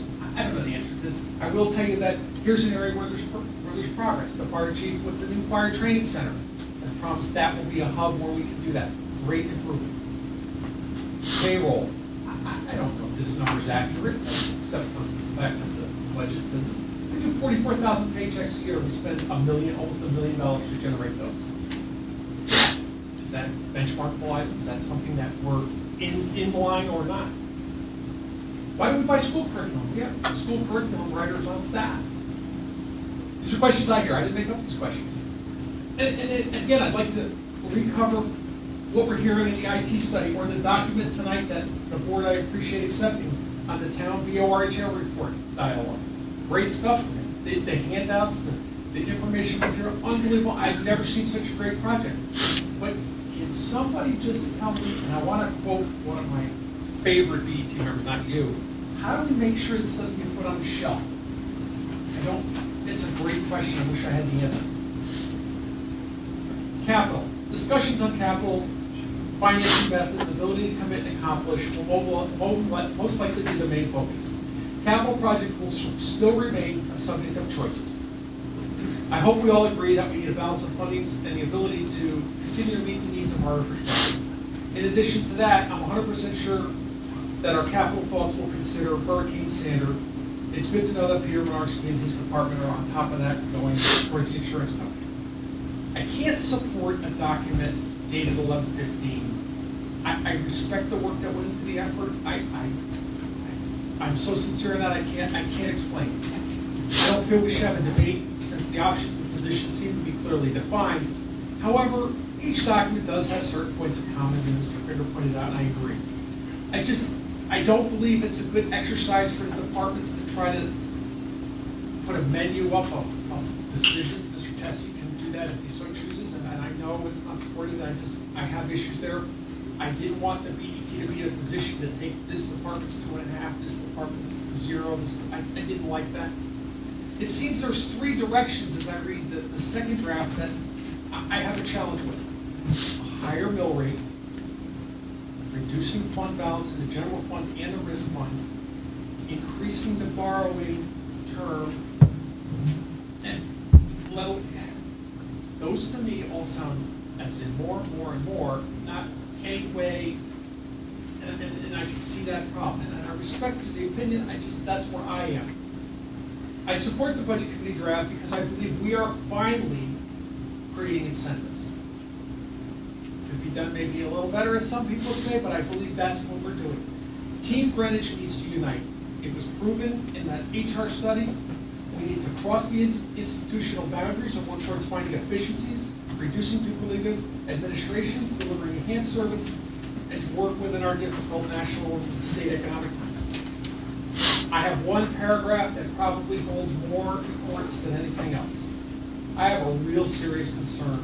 I hope the media, the team of our town, the town team, and our residents understand the immense amount of sincere work by everyone trying to keep this group, this body pointed in the right direction. Some of our members have lost some sleep, haven't smiled as much as they would like.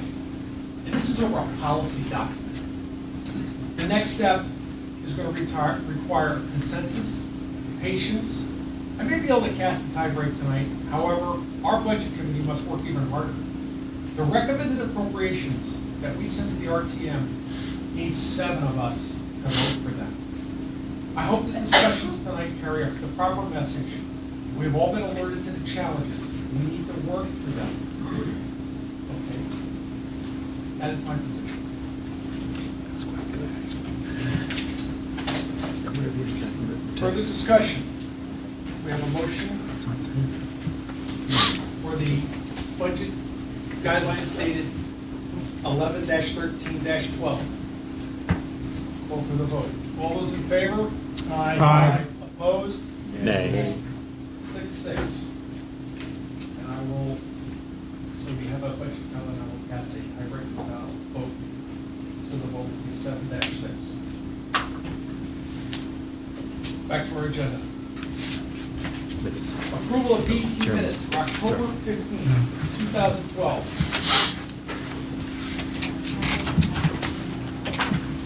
Minutes have been moved and seconded. All those in favor? Aye. Aye. Opposed? Thank you. Oh, I'm sorry.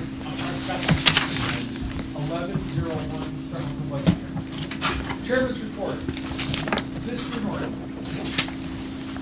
Yes, Mr. Chairman, I'd like to report on a meeting that I attended last Thursday evening. I was a North East Association meeting. I was invited to represent the DEP at that particular meeting. The principal item that they discussed at that meeting was the transportation plan.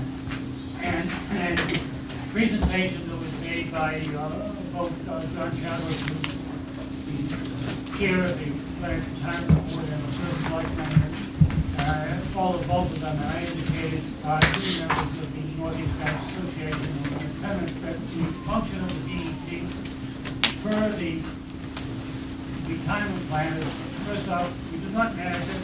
Secondly, we do not choose the participants in it. And our only function is to fund any deficiencies that may come as a result of the performance of the fund. Thank you. My chairman's report is very lengthy tonight.